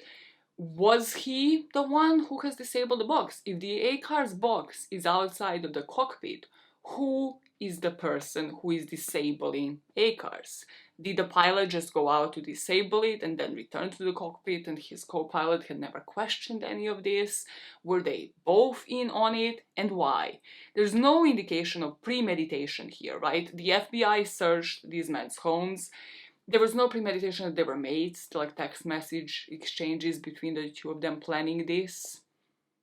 Nothing like that, really. Nothing showing that they were friends beyond being just colleagues. And then the insane amount of deliberate actions that are all presumed, right? The transponder being switched off deliberately by somebody, ACARS being switched off while no one notices this or flags it to anybody else. Depressurization, this is the creepiest part for me, that for good 15 minutes, this man would be risking his own life to then, depending on which theory you end up buying into, either crash the plane somewhere close to where the plane was last seen, or, if you believe the whole data in Inmarsat saga, drive it for 6 more hours, like man this plane for 6 more hours, to deliberately have to kill 238 people, including his colleague, who is locked out, in order to what? Take the mask off and then just fly the plane for 6+ more hours with all of these people just dead on board? Like, that just doesn't make sense. Like, if this was a mass murder suicide, the chances are the pilot would have done it himself. So once he is to say goodnight, is this teamwork or is the pilot doing everything on his own? I would like you guys to put in the comments, like, how does this theory flow for you? And we will discuss its continuance in part 2 as to where the plane would have potentially landed. But my question here is, who is landing the plane? Who is crashing it? To me, everything we spoke about so far holds the key to this mystery. From cargo, no one being held accountable, to just how convenient it would be for the airline and the aircraft to cast the blame on the pilots. We have seen it before. If you have sat with me through just how much of a blame game Air France 447 was. This wouldn't be the first time, definitely wouldn't be the last. Electronics at this point are turned off, connecting the plane to the outside world, remotely or manually by someone on the plane, and the plane vanishes off the radar. MH370 would never contact Ho Chi Minh. At 1:20, 1 minute and 43 seconds after the last radio call, as the plane passed over the Gari waypoint in the South China Sea, someone or something turned off the transponder. On controllers' radar screens, this meant that the plane disappeared into the darkness. In an attempt to do a bit of a better job than Netflix did when it comes to what Vietnamese air traffic control had done, I will be putting some of the timestamps from the report, and then also a lot of information is just from Florence's book, right?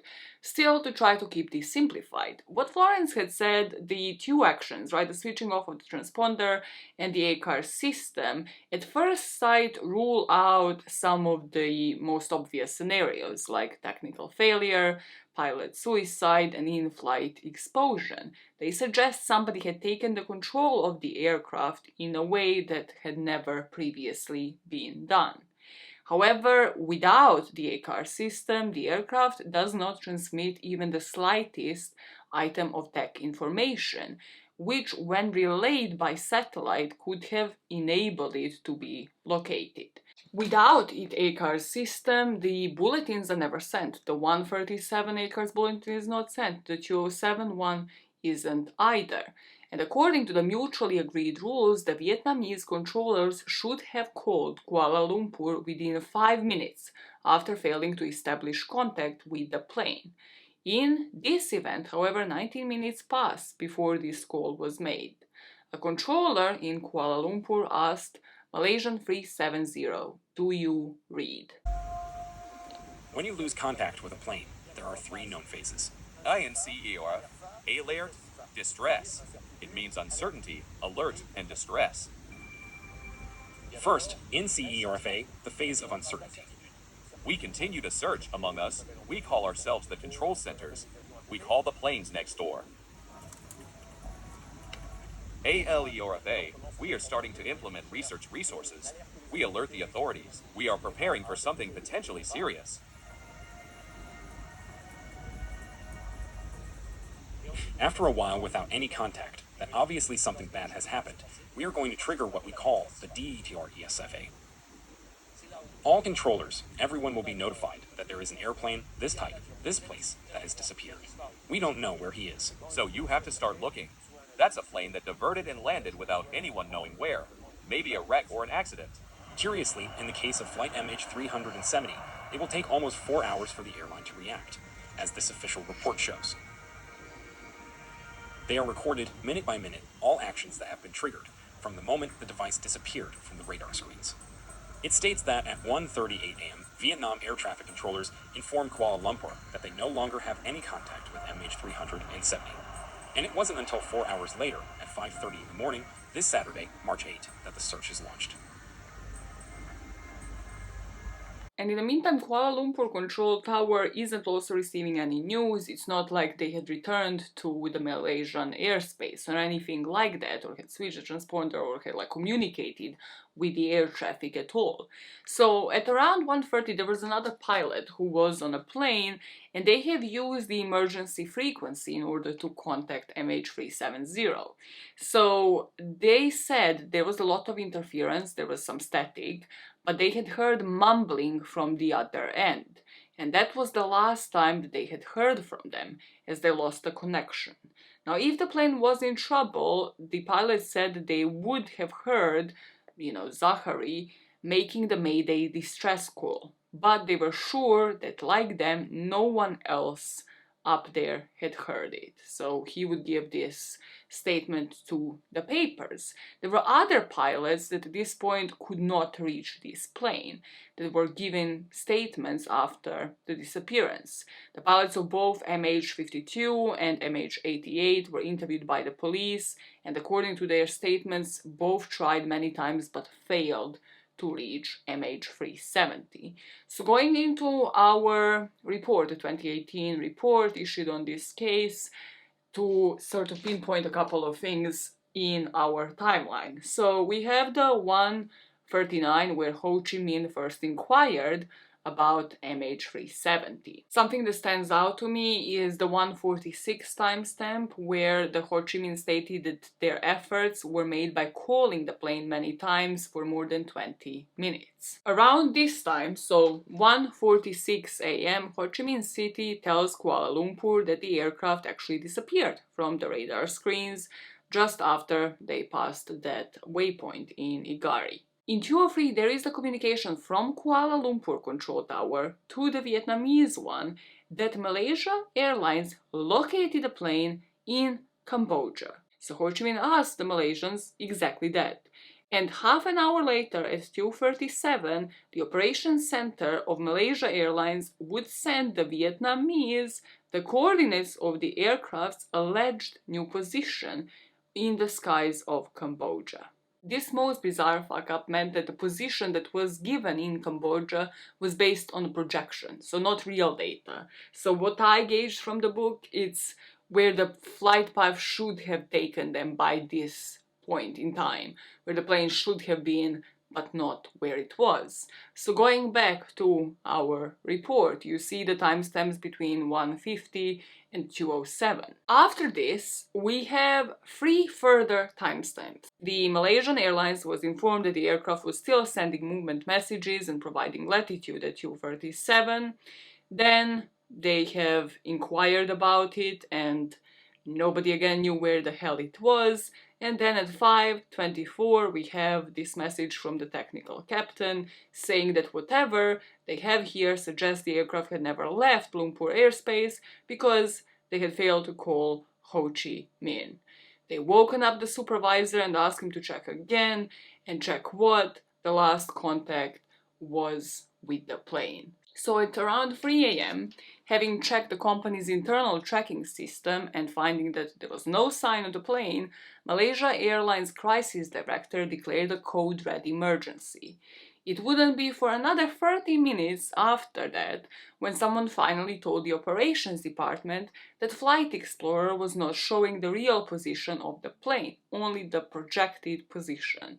Despite this evidence that the plane was actually missing, both control centers and Malaysia Airlines spent a further 2 hours trying to contact the plane before finally informing emergency services of the situation at 5:30. The plane was supposed to land an hour later. As you can see from that report at 5:24, people believed that this was the last point of contact, that the plane never left Malaysian airspace. However, if we are to trust the data that will be released weeks later, it was discovered that, thanks to the radar images from Thailand, at 2:22 in the morning, the aircraft was already northeast of Sumatra, Indonesia, on the other side of Malaysia, that it had radically changed its route and clearly just went beyond their projected pathway. Why? Where was it going? Why would it suddenly change route to go west instead of following the projected path towards Beijing? Malaysian Airlines didn't raise the official alert until 5:30 in the morning, an hour before the scheduled arrival time. So at 6:30 a.m., when the flight would fail to land in Beijing, Malaysia finally launched the full-scale search and rescue operation, beginning near the plane's last recorded position in the South China Sea. There is this heartbreaking video at the airport with the families gathered and the airline scrambling. They just didn't know what to tell people. They have at this point been scrambling for hours and preparing sort of like a press announcement as to how to tell people that they don't know where the plane with their loved ones is. Flight 370 is due to land. The arrival board reads delayed. The truth is, Malaysian Flight 370 is missing. We are working with authorities to locate the aircraft. Malaysian Airlines know it, air traffic controllers know it. I mean, aircraft don't get lost, but It's not there. Air traffic controllers said they haven't even seen it, heard from it yet. The relatives and friends of The relatives and friends, what are we going to tell them? Well, we don't have anything to tell them. I mean, what more can you do? They can't say, it's gone missing. An hour after it fails to arrive in Beijing, authorities admit Flight 370 is missing. The last transmission from the aircraft was at 0107, which indicated everything was normal. And in Brisbane, Jeanette and Amanda get the worst news imaginable. When did you start to give up hope? Didn't. There's always hope. We just couldn't understand, how does a plane go missing in 2014? It doesn't make sense. We go into the point of view of the families now, where the plane should have landed. They have seen delayed on all of the boards at the airport, and it wasn't until 7:24 that the news release had been made. It was announcing that Subang Air Traffic Control had lost the contact with flight MH370 at 2:40 a.m. Within hours, the search teams were available to Malaysia. Backed by their experience with AF447, the Accident Investigation Bureau also dispatched a delegation from France. Now, as required under an annex of this convention by the Civil Aviation, a joint investigation team was also quickly formed. The main purpose of this international investigation team was to take everything into consideration, investigate and determine the actual cause of the accident, compared to then similar accidents in order to avoid them for the future. And it was imperative for the government to appoint an independent team of investigators that is not only competent but transparent and highly credible. The starting point of the investigation would be logically the last point of contact with the plane, and this would be South China Sea, which is midway between Malaysia and then the southern tip of Vietnam. The time would be of the essence here, whichever area they are to search. So here, based off of last point of contact, it would be South China Sea. Then, based on the data that they are going to receive, the searches would move elsewhere. However, what they are searching for would be, yes, the passengers, the aircraft. However, with the aircraft, they would focus on the black boxes and the cockpit voice recorders. And here, once the black boxes make contact with the water, right, you have to search for them with the sonar devices at the back of the boats. From the moment that they come into contact with water, the sensor activates an underwater locator, so a pinger that sends out the ultrasonic pulse. While human ears can't hear this ping, submarines, ships, and aircraft can easily detect it using sonar equipment. The problem here, and the race against time really, is the battery life of those black boxes. The pingers would only guarantee to last 30 days before running out of battery, would certainly not go over 40. So they had just about a month to find these black boxes. And their role is to keep detailed track of on-flight information, recording all of the flight data, so altitude, position, speed, as well as all pilot conversations for us to learn how the plane had crashed. From a blog that is heavily believing that the pilot is behind this, they would say that even in the event that MH370 is eventually discovered, there is no certainty that the wreckage will provide valuable information. The black box's data recovery would remain uncertain because of the extended time that they had spent underwater. While some experts believe the data may still be preserved due to low oxygen levels, others disagree, claiming that the data as well might be lost. Even if the data is recoverable, there's no guarantee that it will reveal anything useful.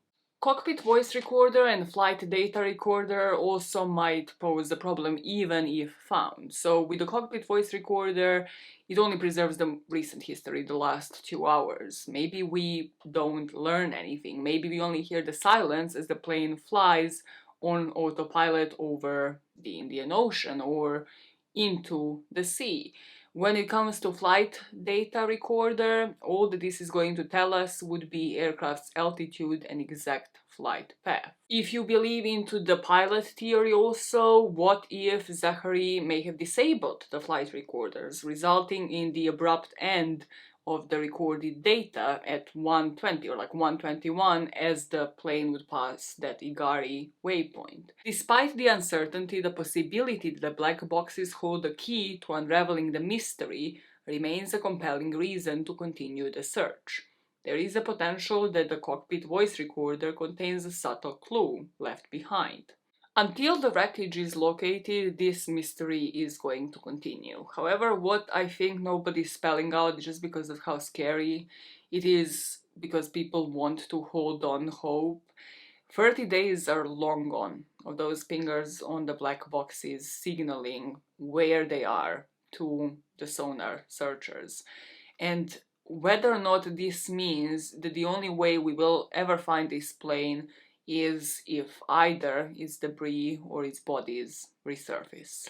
At this point in our timeline, it is still very possible to manage to locate the last point of contact, and then the technology is working in their favor in terms of them having at least a month to, with the sonars, try to locate the black boxes. At first, this was just assumed to be a normal plane crash. The floating debris is going to be found within hours or days, and then the main body of wreckage would be found sometime later. So neighboring countries, as well as China and the US, sent the ships, the planes, to scour the area around the last waypoint, so Igari. But as hours would go by, not one of them could find a single sign of this plane. When the search area would be expanded to include the other side of Malaysia, the total of 100,000 square kilometers, the media would be told that 42 ships and 39 planes were deployed. At the peak of the search operation, 26 countries were involved trying to locate MH370. As the sonar searches are taking places, the police is taking statements, focus is still here in South China Sea. As they're taking statements, there would be different witness testimonies here by multiple villagers of sort of the islands nearby. And what struck me in Florence as well is just how aligned these testimonies would be, but not in a purposeful way, right? Like these were people on boats, then villagers of different islands. It wasn't like two friends aligning a testimony just to make it to the news. It was different people claiming they would see weird lights, bright white lights, strange noises, that they heard a loud explosion, all on this evening at about 1:20 a.m. The initial news reports from the East, Florence also pointed out, were heavily neglected. So the Vietnamese press was publishing on the 8th of March a statement that the plane went down 153 nautical miles from To Chu Island. Then on Sunday, a large oil slick stretching over a distance of 80 kilometers was spotted from the air around 150 kilometers south of Vietnam. So this would have been, or would have indicated where the missing plane would have crashed, still indicating to the same last point of contact area. Then there was a report by China Times, which would be this news website, it was pro-China, based in Taiwan, that stated that the urgent distress signal from flight MH370 was picked up by the US Army unit in Thailand, and that in their message the pilot said the aircraft was about to disintegrate and they needed to make an emergency landing. This information, if it's true, struck Florence as being important, but at the time we learned nothing further, and it was just ignored by the West. Then on 9th of March, Chinese satellites apparently spotted 3 large floating objects, and they thought this was debris of the plane. However, the China's official news agency waited 3 full days until releasing these images, and the Minister of Malaysia asserted that the images were made public by mistake. As this information is being completely ignored and South China Sea is being searched, the assumption here is that this part of the sea is surrounded by Gulf of Thailand and then the coast of Vietnam and China to the north, that a jetliner, even if it's smashed to the pieces, will be noticed sooner or later. Like, there are all these sort of islands surrounding it, all of these countries, like it will pop up somewhere, and one of them, one of those villagers will notice them, alert the police, and they will find the plane. However, there was a reason why everything else, all of the other alternative reports, might have been ignored. On March the 9th, the Malaysian military would make an announcement that they had continued tracking the flight for an additional 2 hours after it disappeared from the civilian radar. So unlike the secondary radar used by air traffic controllers, the military employs primary radar stations to detect aircraft by bouncing radio signals off of them, without relying on the plane's transponder for communication. I'm going to put the map up here so you can see the red route, that was the projected route towards Vietnam and then towards Beijing. And then there's the blue line. This is what supposedly happened according to this military radar. Upon losing contact with the transponder, the military radar picked up on the object departing from the plane's last known position, so Igari. This object initiated a sharp left turn past Igari before rolling out onto the southwesterly heading, retracing the path across the Malaysian peninsula and then going by the Malaysia-Thailand border. The object then entered Malaysian airspace and executed a wide right turn around Penang Island. And this flight path would leave everybody uncertain about its meaning. Why would the plane just turn west, and where did it go from here? After this statement, so between the 9th and the 12th of March, the complete confusion is going to ensue. And this is on part of the press, this is on part of the airline, and how they communicated with the families. So let's speak a bit about just how much I feel for these families, because this is complete insanity. News stories trying to break the story first, and then in terms of like the passengers list and just communication from the airline with their families, it's a complete shit show. So the New York Times, for example, would state that the plane had actually climbed to 45,000 feet. This is like above the plane's service limit, like we have spoken before with Air 447. I think the limit is like 35 to 37. They don't go even above like this distance. And then it descended to 23,000 feet. They reported there was a mobile phone tower that picked up a brief signal from the co-pilot's phone. And what was not done was ever deny any of these claims, right? They were never like confirmed, but they were also never explicitly denied. Then there was the whole saga about the nationalities represented on board, about the passenger list, the passenger manifest that was released on Sunday, the 8th of March. The list was supposedly of everybody on board, but then we have spoken about the 2 survivors coming forward, and then the whole saga of the stolen passports. The Thai police find Maraldi and Kozol smiling. Who tell them about their misadventures? I show report from police about stolen passport, and after I make a new passport.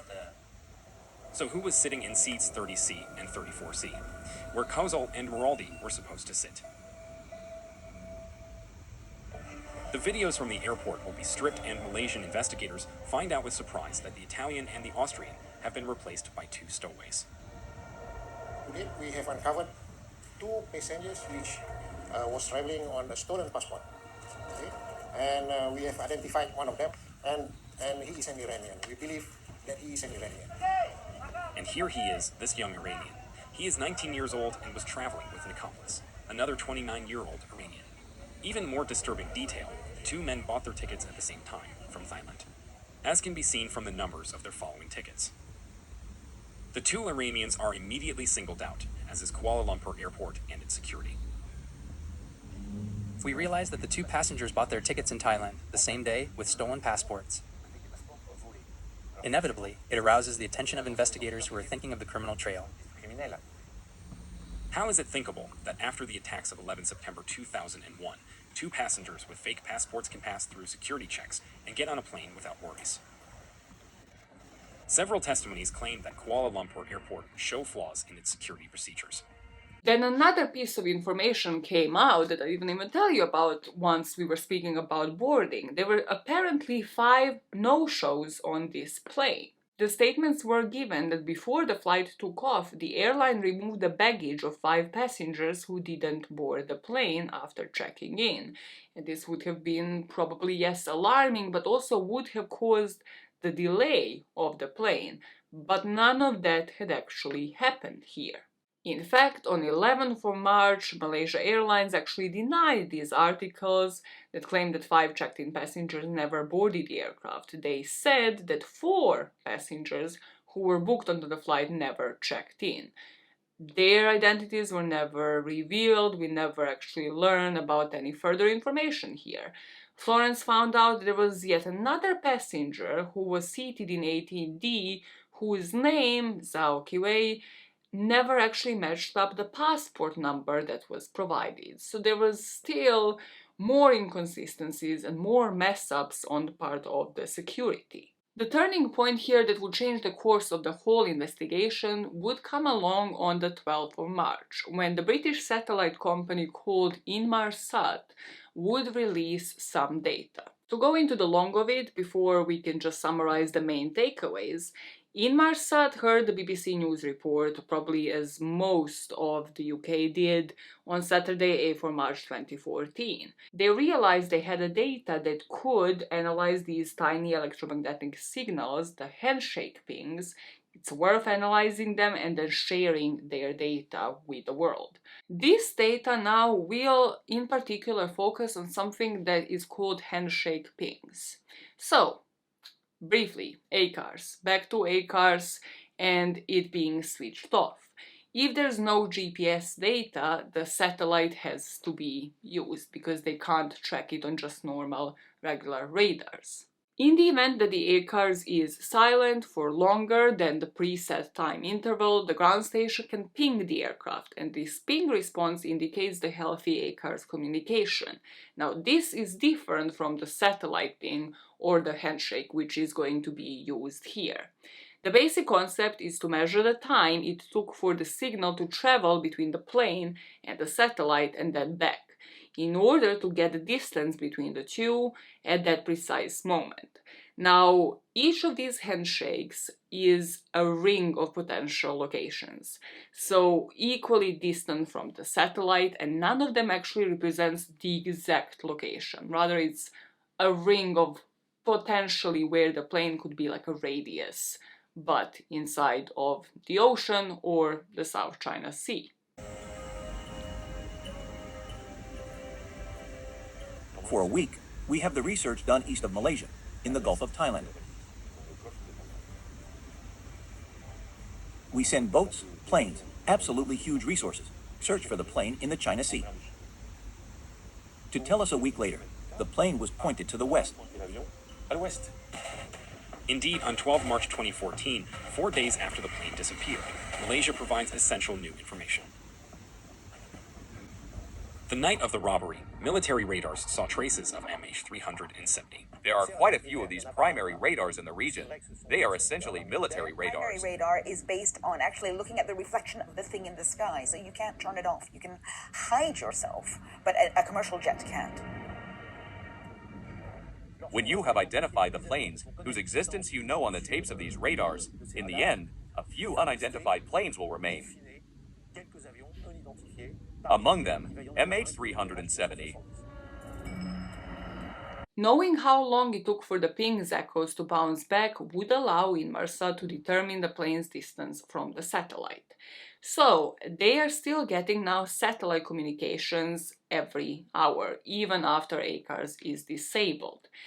Except for that initial period of the flight between 1:21 and 2:25, when some kind of power interruption to the plane's satellite data unit prevented the satellite from making contact. After that, every hour or so, The ground station in Perth would send a handshake to the plane via a satellite that was in the Indian Ocean. The purpose isn't to exchange information, but just to verify that the plane was still there. All of these handshakes were acknowledged by the plane until the last one at 8:19 a.m. This data by Inmarsat showed that the plane initially moved closer to the satellite during the first two handshakes, before reversing course and moving further away. Now, using the plane's fuel capacity, experts could eliminate any locations west of about 70 degrees east, as they would be beyond the plane's range.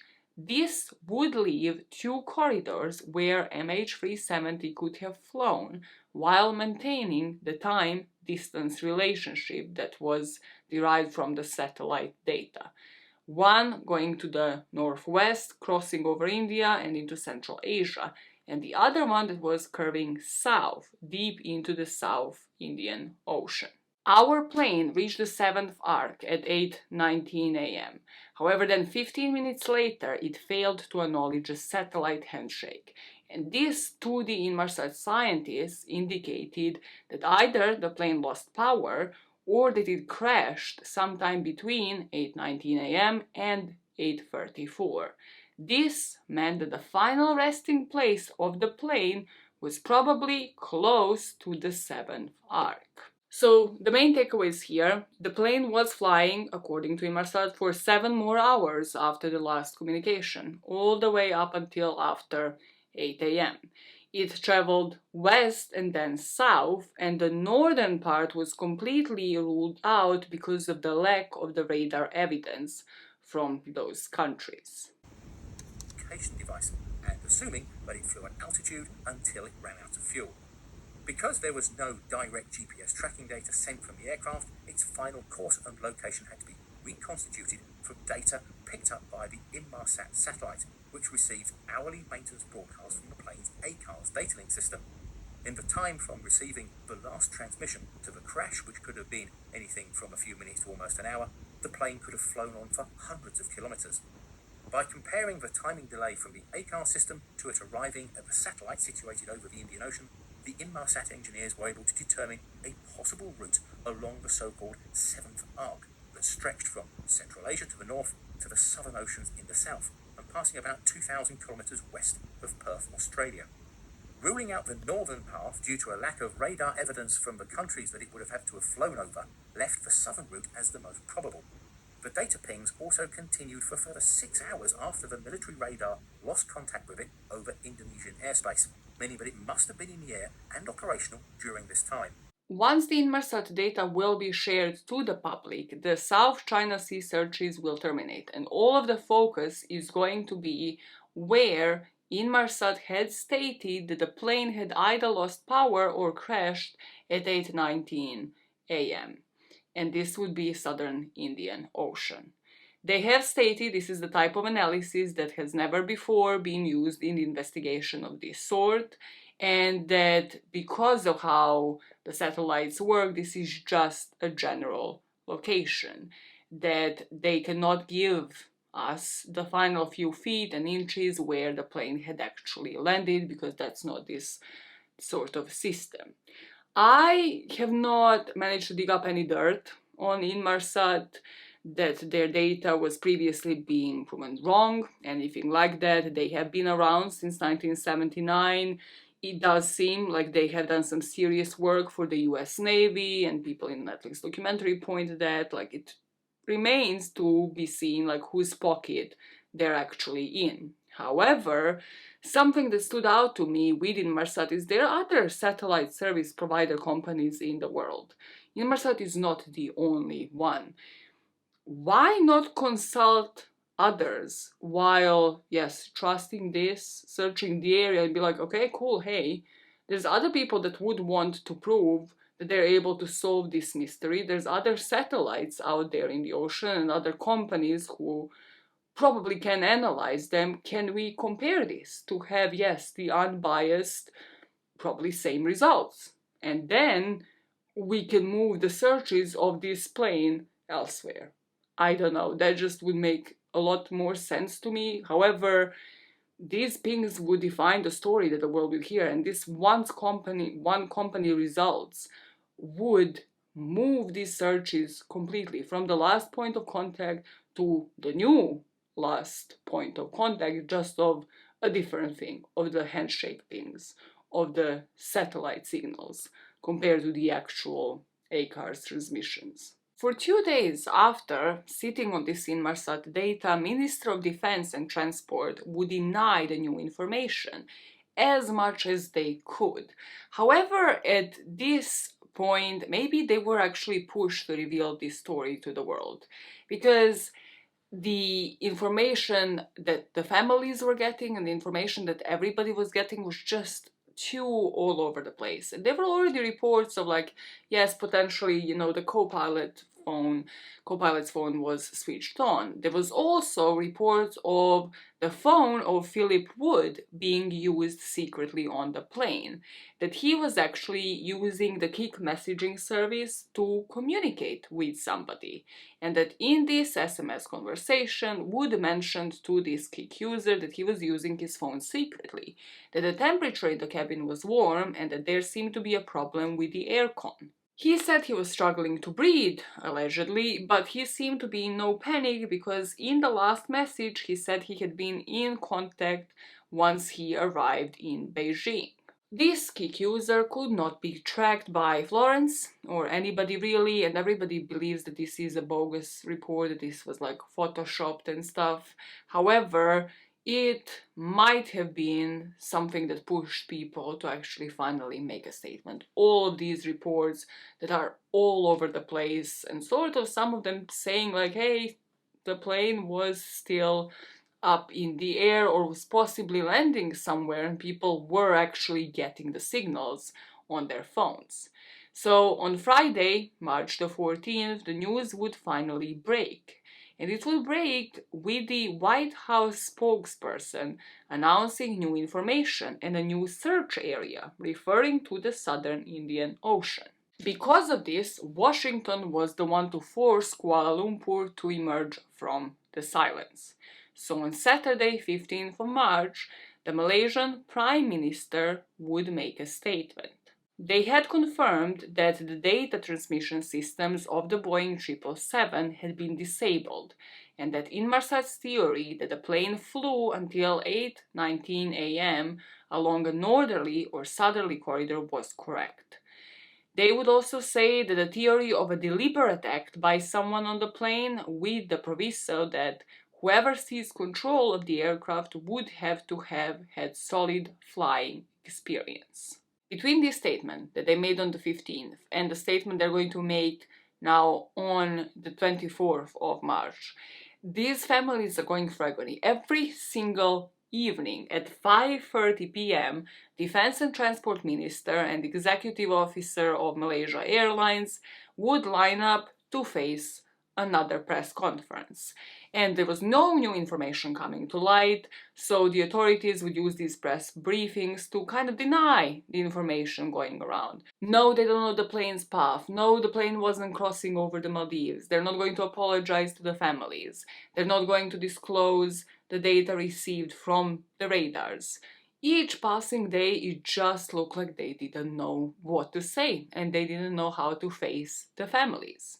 And at this point, the families, their loved ones, are hoping that everybody is still alive. They're hoping for some hostage negotiations. At least it would mean that the plane landed somewhere. As they were facing the press, the Inmarsat scientists were refining their calculations.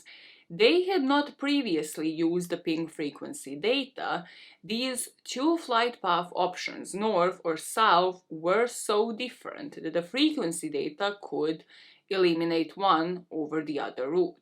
So they do their math, they're getting a good match between the measured data, the predicted data, and suddenly the graphs had matched, the data worked, the calculation was solved. Through their calculations, which, as Florence would point out, and they would point out in the interviews with The Guardian that I have seen, had never previously been attempted, the scientists had reached the conclusion The northern route was eliminated. Only the southern route remained, so their evidence was sent straight to the Malaysian authorities. 777.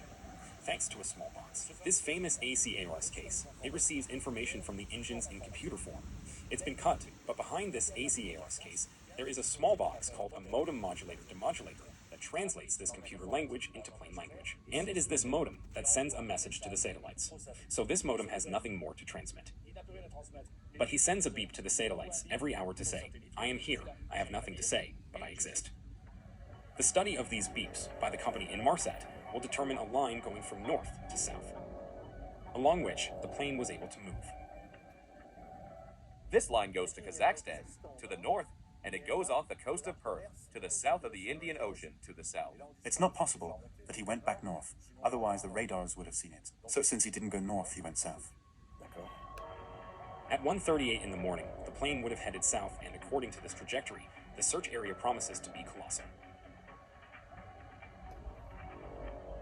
And just like that, without consulting any other experts, because none of the countries along the corridor had detected any unidentified planes crossing their airspace, nor had anybody seen the plane crashing or landing in Central Asia, the northern corridor was ruled out. And that meant that our plane must have turned south into the Indian Ocean. Based on math alone, on March 24th, the Malaysian Prime Minister held a press conference at 10 p.m. local time to address the disappearance of Flight 370. He would inform the media that he had been briefed by the Air Accidents Investigation Branch and Inmarsat that the plane's last known position was in the southern Indian Ocean. Since there are no places in the vicinity where it could have landed, the conclusion was that the aircraft must have crashed into the sea. The worst possible scenario was announced to the families via a text message in these words: Malaysia Airlines deeply regrets that we have to assume beyond any reasonable doubt that MH370 has been lost and that none of those on board survived. Finally, after nearly 3 weeks of searching without a single piece of the aircraft being recovered, Malaysian Airlines are forced to admit the worst. Flight MH370 ended in the southern Indian Ocean. Some families are told in the worst possible way. Malaysia Airlines deeply regrets that we have to assume beyond reasonable doubt that MH370 has been lost and that none of those aboard survived. As you'll hear in the next hour from the Malaysian Prime Minister, we must accept all evidence suggests the plane went down in the southern Indian Ocean. How did you handle it? I didn't handle it. Hysterical, obviously. Just sickened that someone would actually send me a text message to say that my loved one was dead. And this is my husband, my loving husband, father of my children, and you sent me a text message. Via text. Despite the fact that 2/3 of the passengers were Chinese, it was sent in English. Not that that makes it better, because imagine getting a text message that the worst possible scenario had happened, that you should presume based off of some mathematical statistical evidence that your loved ones are just dead, and that they are not even dead and buried where you initially thought they were. No, it's a completely different location. The family members were being asked to accept that their loved ones should be declared dead, based off of the calculations that were almost unverifiable, and without any possible piece of physical evidence for the theory. And if nothing is done, this is what is going to be written in the history and aviation books about the disappearance of the flight MH370. It was a deliberate act to hijack the aircraft and change its course towards the southern Indian Ocean. The figures were 239 civilians, for reasons unknown. Crash site, unknown. Accountability, none. Proof, none. Debris, limited, as we are going to talk about in part 2. Search cost, 200 million. Results, none. Generally considered the greatest mystery in the history of civil aviation. The official theory explains the disappearance of the plane in 3 different events that took place during the flight. The intentional deactivation of the transponder and ACAR system, the plane's unusual maneuver of turning to fly over Malaysia, and lastly, the plane's seemingly aimless flight that ended in the southern Indian Ocean. The official theory would become that the plane simply disappeared. And that is where we will pick up in part 2. There is nothing quite like Coke at 9 p.m. just to ensure that I really do not get enough sleep ever again. I have been having nightmares, I'm not going to lie, with this research the same way that I have with any deep dive, any multi-parters, they seep into my dreams. So the way that I plan to structure part 2, but haven't scripted it yet, so this might change, I plan to pick up exactly where we left it off, summarize the rest of the searches, what had actually been found in terms of physical debris, what kind of evidence was still ignored during those searches that Florence mentions in her book, where does this stand now, the investigation and just the searches into the aircraft, what does it actually mean for us in terms of black boxes, the data that might be on the voice recorders, you know, on the tech systems, anything like this, like 9 years later, what still might be found and what can it mean for the finding of this aircraft and of the people that were on board of it. And then we'll go into the main theories. Now I only plan to cover the big theories, well, rather the ones that have some beginning, middle and end, like that have some flow to them, in an attempt for us after this to be like, okay, based off of these theories, which one flows the best. So this is where I hand it over to you, to the comment section, to tell me about pilot theory, any questions that I have asked in this video, any information that I might have gotten wrong or that you know more on and you want to fill in the gaps. Let me know. Just like in many other deep dives, I will then use anything that I haven't mentioned or anything that you might find crucial, put it all in the pinned comments so that there is one pinned comment with all of the information that I either might have missed out on or haven't mentioned or that you have more information on, and in that way somebody coming into the video, right, goes in for the deep dive and then can see that as the pinned comment as well as your comments and others interacting with them. But engage, this is super important when it comes to these videos, if you do like deep dives, but also in terms of people's theories, because I think there is certain information here and so many theories that have insane amount of flaws that just aren't pointed out anywhere else that I have seen it. But for now, Maya out, drinking Coke at 9 p.m. because life is tough sometimes. Sometimes you dream that a cat is on your shoulders and you freak out and you shake and you scream at like 3 a.m. I'm cutting so much rambling because I'm seeing the battery is about to die. The next video should be with you in about a week because I'm pre-recording both these, so I will try to schedule them so that they come within the space of a week and you don't have to wait for long. Okay, Maya out, Maya out. Jesus, as if I wasn't stressed enough. Why is this thing banging at me? Maya out, bye guys, bye, bye.